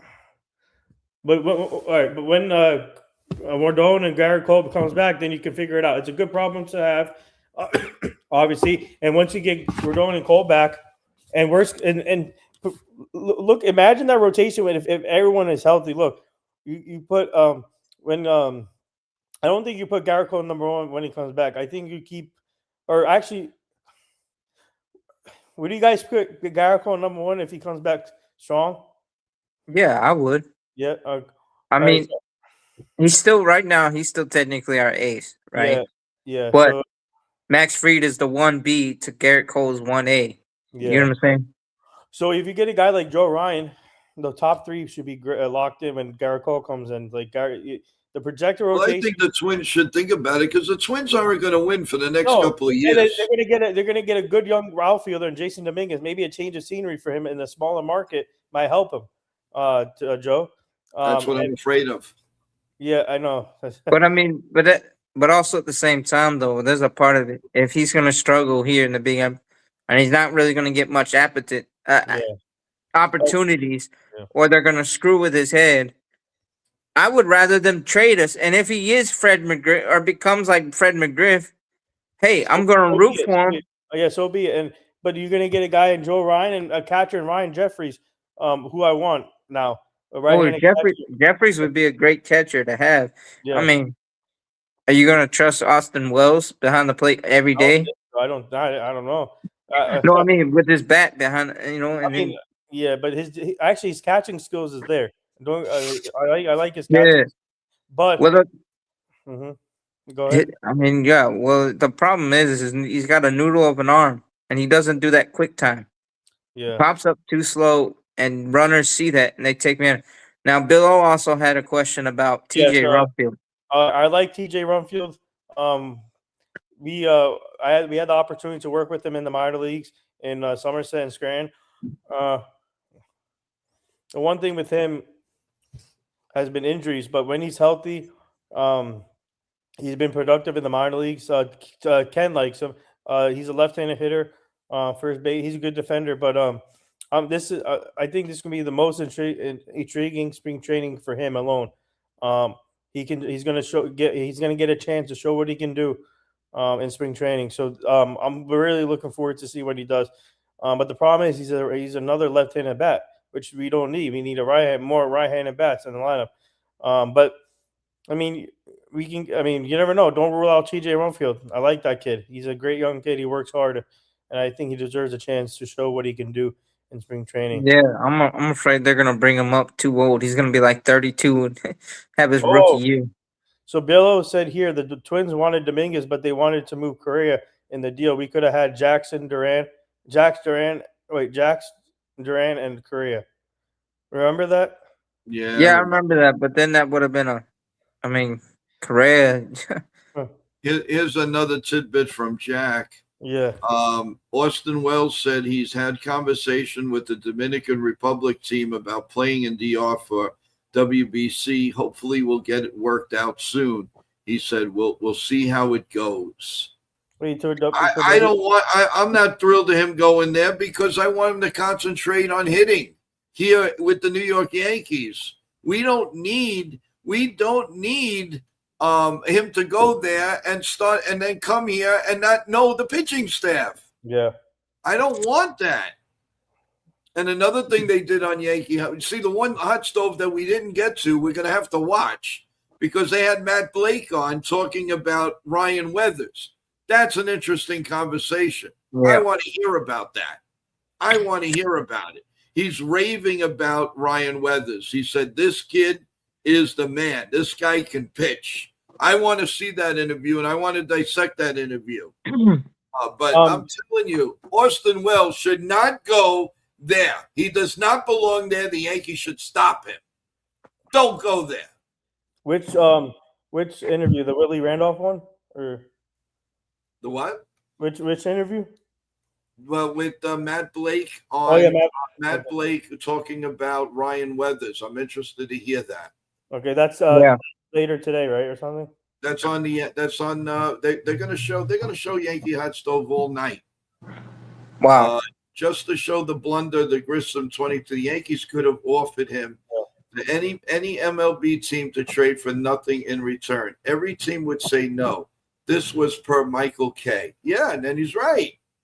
And he's right. For once, we got to agree with Michael Kay. This was a bad deal. I know. And to force yourself, you're keeping the high player, and you got to get rid of somebody who's gonna make like $800,000 as opposed to 22 million, and who's gonna probably have a better year than Grissom. I'm sorry, that was a bad move.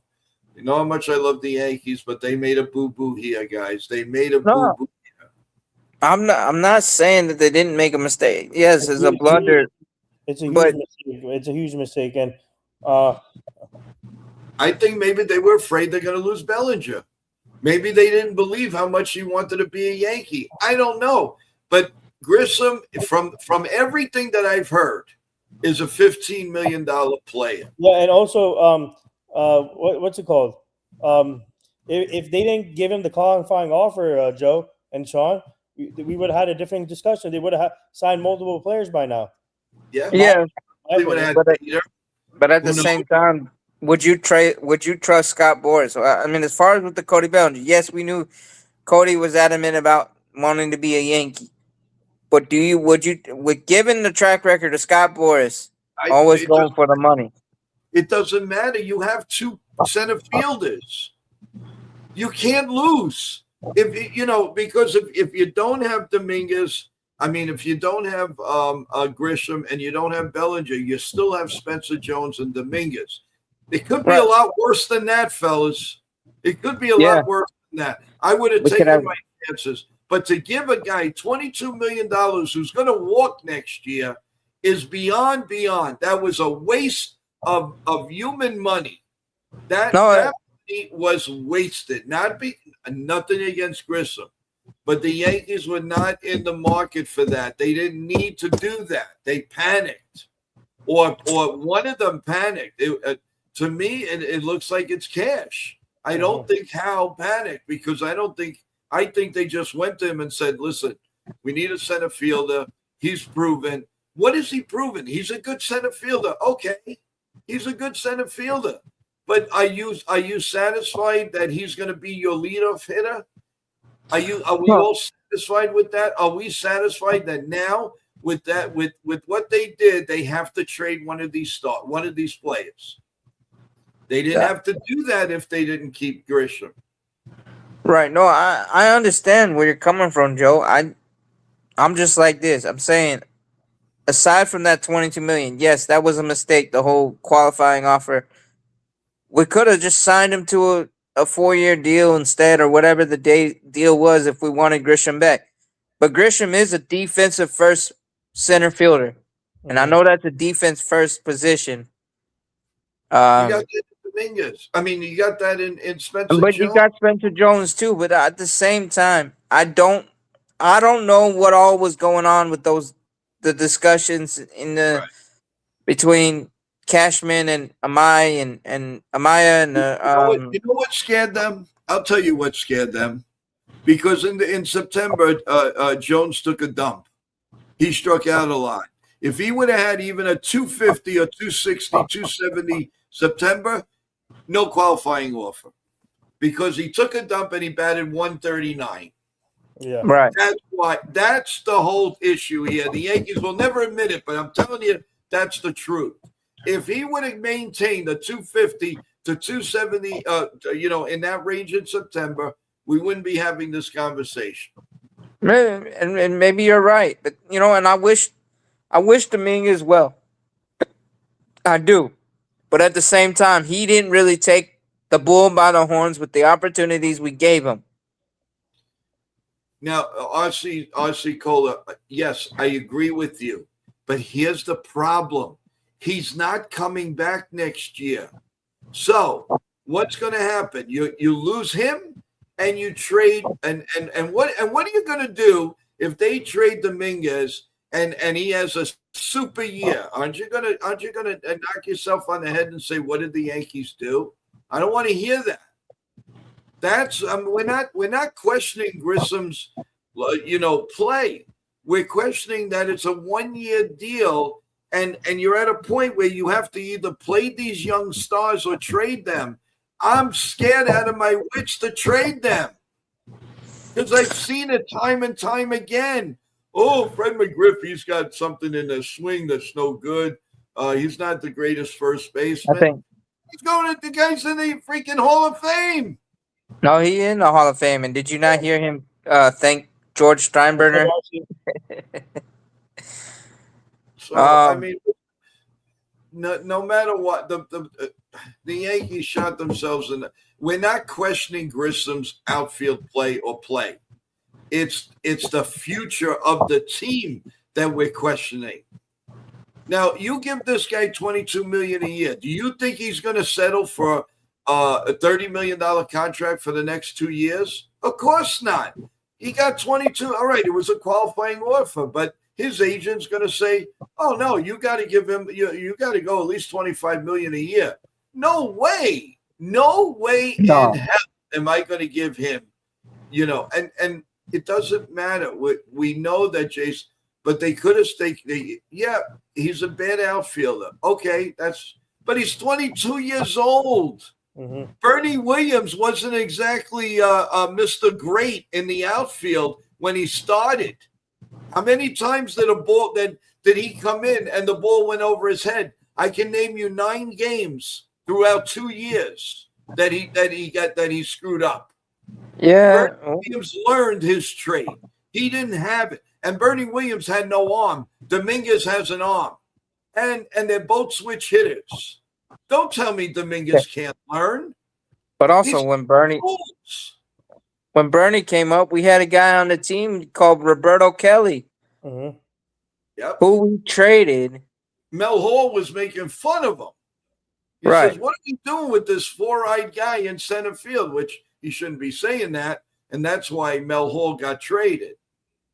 Mel Hall got traded right away, right after, because G. Michael believed in Bernie Williams. Just like I believe in Jason Dominguez. Yep. Yeah. But, you can't. Bernie Williams was an awful player. Yeah, early. I think Joe, early in his career, he struggled, right? A couple. Did he struggle? I saw personally. Everybody turned a deaf eye to this. Yeah. He was batting right-handed. He hit a ground ball to third base, and he ran to third base. Yep. That's a true story, people. True story. Mm-hmm. What's up, Ken? Hi, Celia. Welcome to the chat. Really. Yes, Bernie Williams became an incredible player. So why can't Dominguez? Why Bernie Williams was not a good outfielder for 3-4 years. He learned. He learned the outfield. So why can't Dominguez? Is there something so strange that he can't learn? Well, and Bernie came through in the playoffs, though. Right. But in 96, 98, whatever, 97, well, no, 98. You look at his career up until recently, Bernie had the most home runs in the postseason play. Right. So why can't now? Here's a great point from Bill. Yeah. Bernie Williams also excelled when he was playing with Paul O'Neill. So why can't Dominguez excel with Aaron Judge? Yeah, Yeah. look at Celia's point here. She said, "Hey, y'all, I think Dominguez is going to be a star. His defense is questionable, but he can learn and get better. In my opinion, he would be a perfect leadoff hitter, and Grisham is not leadoff hitter." There you go. I mean, that's all points. And yes, I would love for them to play. But my thing is, and the point I keep making, the Yankees have a problem where with certain players, they love to do the whole yo-yo thing, and then other players, when they come up, they get carpe launch at their position for a while. Yes, You know, and I love JD Martino's point here. I went. This is the key. This is the key, people. I went to many Somerset Patriots games and Scranton games. Where's everybody else that, trade this guy? This guy saw it. I'm going to say this again, like I said just before. We worked with the minor league prospects. We had the inside scoop, but on the field and off the field, and we worked with them at all these prospects with with Somerset and Scranton. So we have all the insight when we worked with most of these prospect guys. So we have insight for you guys, and instead of bashing them, how about you go watch them? Like Jay watched them a lot. So you guys just have to go watch them. If you guys like minor league games, go watch them. It's amazing how they perfectly said, my man. Perfectly said, my man. Yeah, that's what it's all about. Watch the games. Yeah, it's amazing that how hard they work at their craft, and we, like I said, we had the opportunity to work with them to see their development, and they're amazing players. They just have to continue working hard and once they get the opportunity, then whenever they're ready, they feel like when they feel like they're ready, then that's when they're going to get the call up, because but the minor leagues, man, it's fun. You get to see all these young kids in action, and it's really fun. So and okay, so Osby Cola said young Bernie was better outfielder though than Jason. He took good routes. Okay, I could give you 6 games to go back on and go watch Bernie in center field. You think he took good routes? In Texas, 2 times. 2 times. He came in on a ball. The ball was halfway to the wall. With a wall. He came in and out. And even the announcers, God bless them, Bobby Mercer and the others, Tom Seaver were on the broadcast. I see it right now, people. Bernie's coming in and the ball's way over his head. Three, at least 6 times I saw that. And don't tell me he had smarts when he hits a ground ball to third base and runs to third base. Yeah, look, Ken just brought up a good point here. Ken said Dominguez has been in the Yankees organization for 7 years. Yep. He's been an outfielder for all 7 years. Yep. And he hasn't gotten any better. Same times the player just doesn't get it. Yeah. Okay. Yeah. Well, what about better coaches? You think our coaches are Einsteins? I don't think so. We had coaches way back when. We don't have Einstein. We're all complaining about our coaches. I'm not disagreeing with you, Ken. But what I'm saying is, in those days, we had very, very good coaches. This is what brought us into winning. These coaches, I don't trust. Like for example, we had to give Dan Ferrito a chance as a first base coach. Like I said, I worked with him in the minor leagues. I'm good friends with him. He's a great young mind. He has a great mind of baseball. I think he's going to do good. We just have to give him a chance to see what he does as a first base coach. So yeah, but they still got Luis Rojas. Yeah, who sent Stan. I don't want Luis. How do you send Giancarlo Stanton, knowing you see the outfielder coming to field the ball, and you send Giancarlo Stanton home? I would rather have a good glove in Spencer Jones, even with 200, than a bad outfit. And he's right. No, I'm agreeing with it. I agree, but he needs to work on his offense. But I do agree with that, though. Yeah, and the man hit 35. What did he hit? 35 home runs. Yes, he hit over 35 home runs in minor leagues last year. Yep. Well, you know what kind of mess with Dominguez? once he cuts down on the strikeouts, when he becomes like an all around player, that he's something special. Spencer Jones is something special. Right. And okay, well, what Ken says makes sense, but here's the thing. Yep. Some people need the different. One coach may not be good for the other one. All right, so let's do this. How come the batting coach, Aaron Judge, has his own coach, and that made him better? How come the Yankee hitting coaches weren't doing anything with him, and he has to have his own hitting coach? Yeah, well, Dominguez needs. I don't know. In his language, I have no idea. But to throw him away, we are going to regret it. We are going to regret it. And Ken, you've been a Yankee fan long enough to know, aren't you tired of giving away the goods? Fred McGriff wasn't exactly knocking the ball over the fence when we had him. He hit a couple of home runs, but somebody saw something in him and made him better. That's only better. He's in the Hall of Fame. Jay Buhner was traded for nothing, for absolute garbage. Yep. Right. And look what he did for many years in right field. Willie McGee was traded for Bob Sykes. Yep. And he was traded during the World Series. It was ridiculous. Bob Sykes, it was a joke. So that's why I'm scared. Mm-hmm.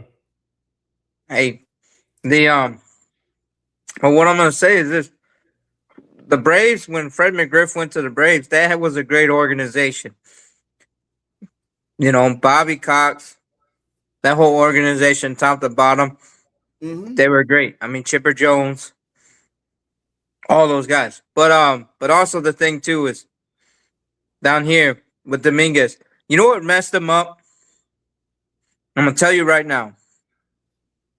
When Verdugo was struggling, instead of replacing Verdugo with Jason Dominguez and seeing what the kid can do, they were adamant on platooning Verdugo, who did nothing for us, and Jason Dominguez. You know what that does to a young kid? No, It kind of tells them that you really don't have faith in them. Now, when Dominguez came up, there was evidence that he wasn't a great center fielder. But you can learn. He's 20 years old at the time, 21. We're not saying he's 27, 28. He's teachable. If you can't, look, you want to trade him, let's trade him. Let's trade him. That's all. Let's get rid of him. I want to see what happens. If you want him to work on his hitting, you know who'd be great to help him? Don Mattingly. Yeah. Well, yeah, Don Mattingly, but Aaron Judge's coach. Tino Martinez. Aaron Judge's coach. Yeah. Tino Martinez. Edgar Martinez. Edgar. One of the greatest DHs in history of baseball. Yep. Also, Big Papi. What was I gonna say? But Joe, I know it's the pro to this trade is the Yankees will get great talent back for Dominguez, but the con to this trade, what happens in the next 5 years when Dominguez is a multiple All-Star and he decides to do great? I'm gonna have a laugh. I'm gonna be laughing every day on the stream. Yeah, we're all gonna go ahead. Yeah. And we're all gonna do that. And he's bad, come at me. That's fine. I can take it. Hey, we're all gonna do that. I'm gonna bet that the glass is half full than half empty with Dominguez. But by a trade with Dominguez and our other prospects we don't have to give up the top prospects. I think I have a good feeling the Yankees can fill the holes in one trade with the Dominguez trade, in my opinion. Joe, I think they can get multiple players back. Okay, then let's see. Let's see if you trust the Cashman era again. That's fine. Listen, I would love to see Dominguez succeed here. But the Yankees put themselves in a position where they have to trade one of those guys now. Yeah, and I know they're going to mess up Dominguez's career if they don't trade him. So that's why I said the most logical team right now is the Twins. in my opinion. That twin trade fits the bill. And that's fine. And then we can also use other prospect to get Nico Horner. Victor brought up a great point here. Look, Joe, ready for this? We just little breaking news, guys. What? Willie Randolph joins the Yes Network for the 2026 Yankee coverage. Now you're talking class. Yes, let's go. Yes. And he's closer to coming on NYYankee Mania. Yep. He should be our manager. Guys, my team and I were still working on Willie Randolph, so stay tuned. He should be the Yankees manager. I don't know why they didn't give him a full shot at being manager. Yeah, that's another thing. But listen, I'm not going to throw this all on Boone. I'm sorry. He's always had things that he couldn't work with. I listen, between analytics, between a little knucklehead plays with Boone in the bullpen and all the injuries, rack up all these injuries that the Yankees have had all these in the last 5 years. It's ridiculous. It's a mash unit. My problem here is they could have gone a different route. They didn't want they don't because they want a sexy name in center field. They got it. No problem. But I don't want to hear from one person when Dominguez is blasting home runs or Spencer Jones somewhere else. And then he comes in and he wipes the floors with us. I don't want to hear it. Hey, if either one of them does well with another organization, I'm gonna tip my hat to them. I wish for them to get a full chance everywhere. Like I said, I hate that Yankees have been doing that whole yo-yo thing with prospects. Just if you're gonna bring them up, give them a full chance. If they don't do well, you can either trade them, send them back down, DFA them, non-tender them at the end of the year. Yep. Just whatever you're going to do, just stick with it. Yeah, and it took the Yes Network a long time to finally bring in the class act of Willie Randolph. And you want to talk about a class act? That's a class act. Yep. He's like Curtis Granderson. He's that is Mr. You want a Yankee channel? Then he's got to be part of the Yankee channel. Without doubt. No, Willie Randolph. I mean, you remember when we had that dynasty with the 90s, right? I mean, Willie Randolph was part of the dynasty in the 70s. But but he was so beloved of as a coaching on that coaching staff where you had Joe Torre, Don Zimmer, Willie Randolph, Chris Chambliss, Lee Mazzilli. Yep. And a few others, and then Don Mattingly later on, guys, my team and I are still working on Willie Randolph to come on here, hopefully, and then Lee Mazzilli to come here on here. Right. Hopefully. Oh, and I forgot on that coaching staff was Mel Stoudemire was our pitching coach. Yeah. Right. Well, Ken is saying Dominguez is traded. He's going to San Diego. Okay, who are we going to get in return? Probably Estrada. You're not going to get Mason Miller, so forget that. There's Mason Miller. Okay, there's another stud in their pen, Estrada. Yeah, I forget his first name, but Estrada has a lively arm, a great arm, and he's a strikeout machine. Yeah, no, I agree. I agree, but. No, but listen, I'm not going up against Ken because he knows a lot. Yep. Especially pitching. He is the man. There's no question about it. In my opinion, go ahead.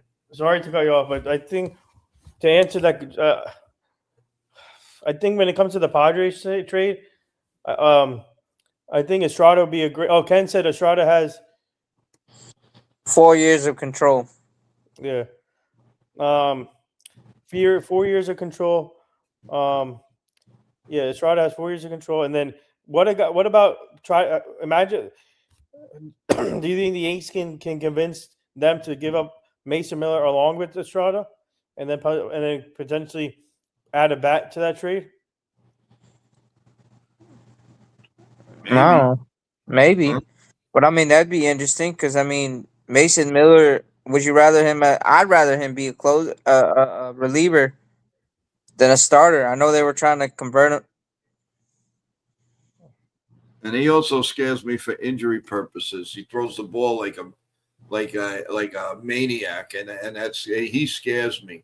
Ken says Yeah. Estrada has 4 years of control. Yep. 4 years. Yeah. And listen, they can get Estrada, all well and good. Okay, I'm just saying I am tired. You know, Ken, and you have to agree here with me, please. You know, aren't you tired of giving up these big hitters, and then they come back and make us look silly? Oh, Ken said. Oh yeah, you've been watching Yankee baseball as long as I am. Yeah. And I'm tired of it. It's exhausting to see all of these young players get traded. I mean, look what they did with the catchers. Just the catchers alone could have helped us. Our catcher that we just gave we gave to the Red Sox. Okay, we got a good young. Narvaez. We got a pretty good player, a young guy. We got him. That was good. But he was batting cleanup for the Red Sox. You talking about Carlos Narvaez? Yeah, Yes. Carlos Tobias. Yep. How many times has he beaten us up? Well, not only mentioned that Agustin Ramirez, he took off with the Marlins. Yep. Like now, like Ken says, you could get Miller, but you have to. Bogarts. They're not taking Bogarts. If Yeah, I they don't didn't think- want to take Correa, they're not taking. But Bogarts is his career is he's an okay player What? now. He's done. What has Bogarts done since he left Boston? I mean, not the Nothing. pretty much nothing. Made money. He made a dinero. That's all he And made. in the last few seasons, Joe and Sean, he's been struggling offensively. Yeah. And, No, he has. I mean, you look and at I that San Diego team. You know who's been carrying that team? Who? Tatis, Machado, Cronenworth, mhm. and that young kid. Yeah, I know what you mean. Yeah. Yeah. They can't Okay, And take then they're pitching that means and So Bill said here, Ken, Yeah. here's the deal for you to think about it. Dominguez and McMahon and prospects for Estrada, Miller, and Machado or Bogarts. They need to move salary. I'd take Machado, but Machado's got another big contract, and that's the problem. Would you do Yeah. this trade? Dominguez, McCann, and prospects for Estrada, Miller, and Machado? Yeah. You know, But we got to add we have to add a right-handed catcher to it too. right. Okay, Ken brought up another name here, which I've known. Adrian Mordron, I think his name is. Yeah. Mhm. It's another great arm out of the Padres bullpen. Yep, that's another great arm. Yeah, that was another one too. If we can't get Estrada, that's the other guy I would go for. Mhm. Mason Miller, but the thing is, they've been trying to convert him, and he's been wanting to convert to being a starter. Chef Nick. What's up, Chef Nick? Welcome back. It's the Shepherd. Yeah. And you know why that scares me? Not that he's not a great pitcher, he is. But when you convert a reliever to a starter, potential of them blowing out their arm or having shoulder issues. Look at what happened with Nestor Cortez. With that he pushed that career amount of innings, triple his whatever. And then the next season he came back, he had shoulder issues and never really got healthy. Mhm. Unbelievable. Really unbelievable. I don't know. It's gonna to me, it's getting closer and closer that the Yankees gonna announce a trade. I don't know when, I don't know why, I don't know how, but something's gonna develop. Are you getting guys. getting the tingly, the Yes, I goosebump? Yes, I I am. think it's gonna be a big trade, Joe. I think it's gonna be a blockbuster, earth shaking. Yeah. Joe, you Matt, think- I'll tell you, Matt Blake. I think- From what I'm seeing here, he thinks that getting the guy from Montreal is unbelievable. This kid is going to be. We're in Montreal. Miami Marlins. You know what I mean. Miami. I was like, wow, when did Montreal get another team? Is Blake live now? Yeah, there's all kinds of there's all kinds of rumblings about it. No, but is he live now or no? Yeah. No. Randolph was a 9-time All-Star who had a career 373 on-base percentage across 18 years. Yeah. Yeah, no, he was a great player, and then he was a hell of a coach. And you notice something? Mhm. When he was our third base coach, look how many of the players respected him. Yep. Now, Jack Curry on Verlander. I don't envision that the Yankees are going to swim in those waters. I think they're okay with the depth that they have right now. They have enough. Nope. Jack Curry on New York signing another starter like Verlander. They need another pitcher at least. Like I think Verlander will go either to San Fran again, or he may visit a short term with either the Tigers or the Stros before he retires. Yeah. But It's going to be weird. I mean, No, Joe, we need another pitcher though. Chris Bassett, you know. That's a perfect. But I think if we sign a veteran starter, yeah, I believe it will be Bassett. They're gonna count on the young stars, Nathan. Elmer is one. I know. That's only if LeGrandre. too much pressure on him right away though. That's the thing. But And then with Cam, do you give him a full year? I mean, because the league hasn't fully caught up to him. You would just give him a full year in our rotation, or spot start him in the bullpen, or do you just send him down to the minors and then have him as our next man up? Yeah. Well, I got news for you guys. They're talking about really good food over here. Let's bring some of this. I'm getting hungry. Chef Nick, I'm making a stuffed chicken with ground beef, pork, provolone. Oh my God. Oh my God. Provolone, mozzarella, a man from my heart. E mi gode. Oh, Madonna. By the way, Joe, you had a great dinner today. You sent me a picture of a nice, amazing pizza you had today. So yeah, the personal pizza with artichoke hearts and some celery, some salad. How was the muffin? Good. Yeah. Not bad at all. Yeah, it's good to talk a little bit about food right now because I'm a little hungry, but I can't eat. I didn't reach my quota on the diet, but I'm still 500 calories below. But I don't want anything. Ken brought up another good point here. 24 Gil came out of nowhere. 25 Cam did the same. Rodriguez can be that guy in 26. That's true. Yep. Yeah. Good numbers to play. 24, 25, 26. Do I see it? 27, 28? Oh. What's up, Manuel? I'm telling you, man. No, it was good. This was an awesome stream, everyone. I got some steak tips and rice. Yeah. What do you have for dinner? Steak tips, gravy, and rice. Oh, nice. Wow. Uncle Ben? No, I actually Sweet Caroline. No, I actually had a bag of like long grain and enriched rice, short grain that I boiled in water in a big saucepan or whatever. Right. Cooked it that way. But yeah, it was real good, and then just the steak tips, they came in gravy already. So yeah, it was like I had brown gravy. Ken saying, Joe, where is my boy? Got my size 11 and a half waiting for him. Huh? Okay, Kenny boy, explain. I think he's referring to Travis. Oh God. Please don't mention that name on this show. Guys. Oh God, no, Ken. Oof. Ken, no, please. No, no, no, no, no. It's been a great stream, and before I don't want any problems at all. We've been great. The chat has been fantastic. Now tomorrow, Nathan, let's talk about what we're doing. Let's talk about what we're doing tomorrow, Nathan. Go ahead. Cat's got his tongue.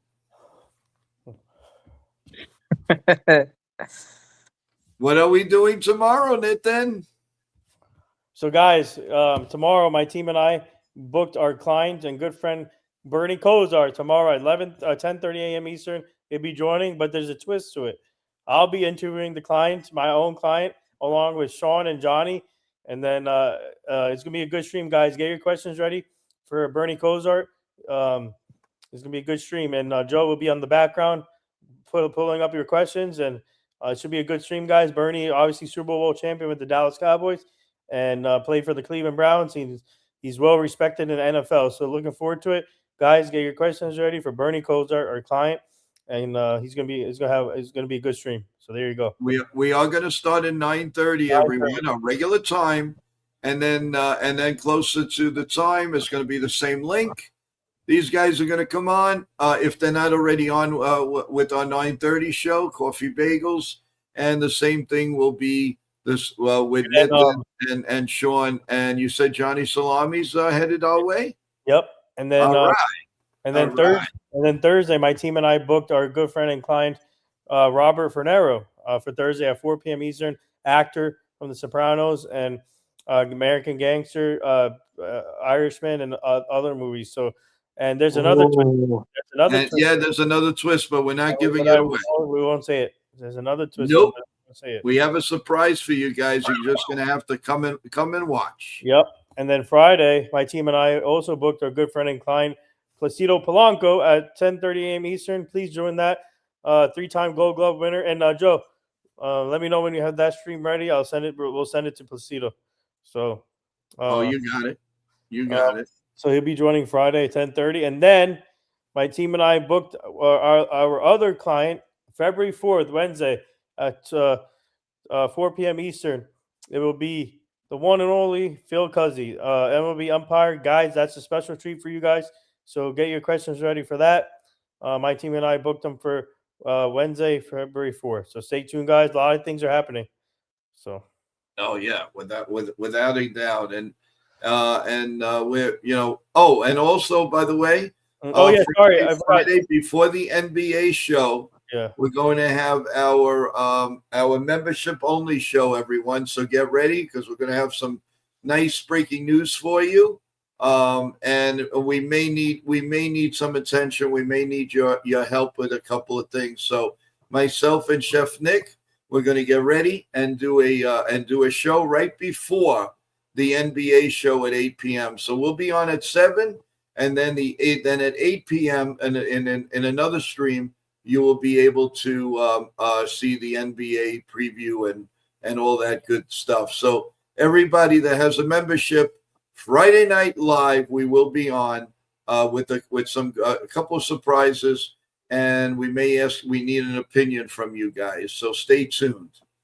Right, and we forgot we got 2 shout outs we want to give before we end the stream. Yes. Go ahead. Go. Well, the first shout out would be to Michael D, who's been a long-time chat member and a friend of this channel and a part of the family. Mm-hmm. Just want to know, with whatever's going on with you, we're there with you. Yep. We're praying for you. And you can reach out to us, and we're glad to have you back whenever you get back. But we're right here waiting for you. Just know you got friends here. Yep. And then for Charles. With everything that's going on with you as family, while you guys sorting things out and after this weather, we're there for you. We're praying for you, Charles. And we're working on that special show. Charles and we're still working on that, but it's going to be a little while. But for that Yankee history, so it's going to be, I'm excited. He's excited. But right now, just pray for him with things with his family and his daughter. I'm not going to share too many, but just pray that everything works out for him and for his family, Well as said. well as Michael D. Well So said. I want to do the same thing. We love you all. Yeah, I want to do the same thing too. My prayers and thoughts are with Charles' family and Michael's family. They're going through a lot. They're a big part of this show, and big shout out to Michael D and obviously Charles. So they're amazing. They do a great job in the chat, and also Charles does a great job of promoting this channel. So big shout out to both of them. And hi Claire, welcome to the chat.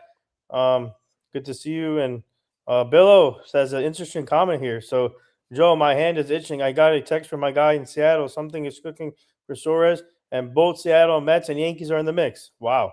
Okay, that's interesting. I don't see them handing out unless they trade money. It would be nice for Suarez, but I don't see it happening. I really don't see it. Ken just promoted Sean's channel. It says, don't forget to go to True Historian to follow up with the USS Johnson short. Yep, guys, go check out Sean's YouTube channel when he talks about history and the short. There you go. Ken just put it in the group in the chat. So go subscribe to Sean's channel too. True Historian 7508. He has a short out there. Man, it's amazing what he does for that. And Johnny just went, please like and subscribe. There you go, Johnny. Thank you, Johnny. Yeah, Johnny. Woo. But yeah, but I'm definitely looking forward to the interview tomorrow with Bernie Kosar. And that's gonna be fun. We have to show Bernie some love. He is a Super Bowl champion, guys. Yeah, guys, make sure you guys Super Bowl champion. Make sure long you guys time NFL. Show our client some love, please. Come on. Yeah. I mean, you're not just talking about a Super Bowl champion, but he was a long-time NFL quarterback and a broadcaster and an analyst. And he knows a lot about football, and I'd love to hear. You guys are going to hear a lot of great stories tomorrow, guys. So stay tuned. Yep. But yeah. And, we had a great stream, guys. Great job. A little over 2 hours and 15 minutes. Yeah. Joe and Sean did a fantastic job with Marnie. You guys did a fantastic job with Marnie.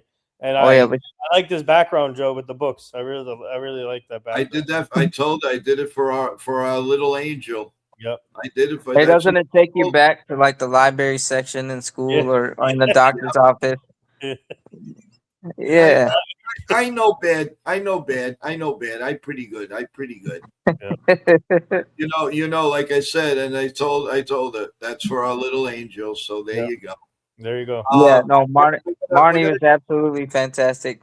Yes, and it was nice for her to give us a promotion, and we'll hopefully get that in a couple of days. But in the meantime, hey everybody, it's Ian Eagle. You are watching NYYankee Mania, the best.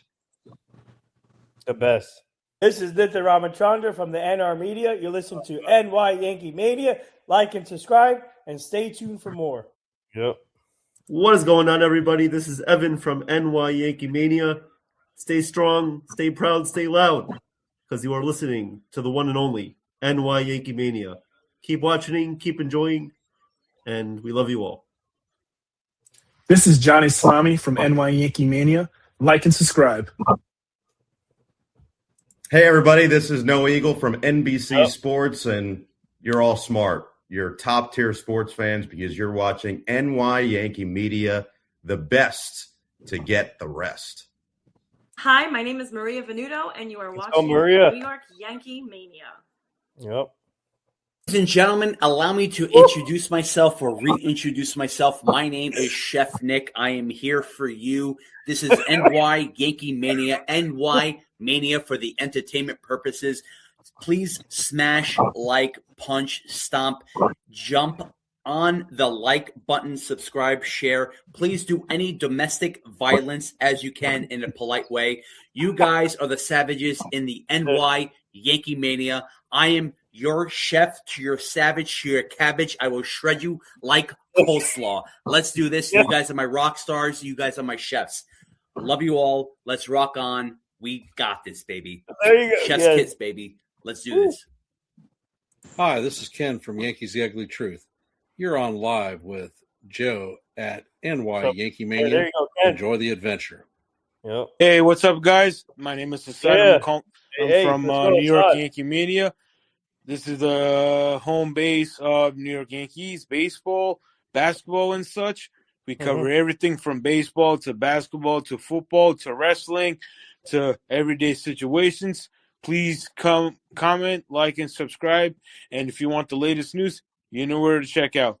Come check out New York Yankee Media, and let's go Yankees, let's go Nets, let's go Brooklyn, let's go to the local teams. And once again, please like and subscribe. Welcome to New York Yankee Mania. My name is Assad, and let's have a great time, guys. Thank you.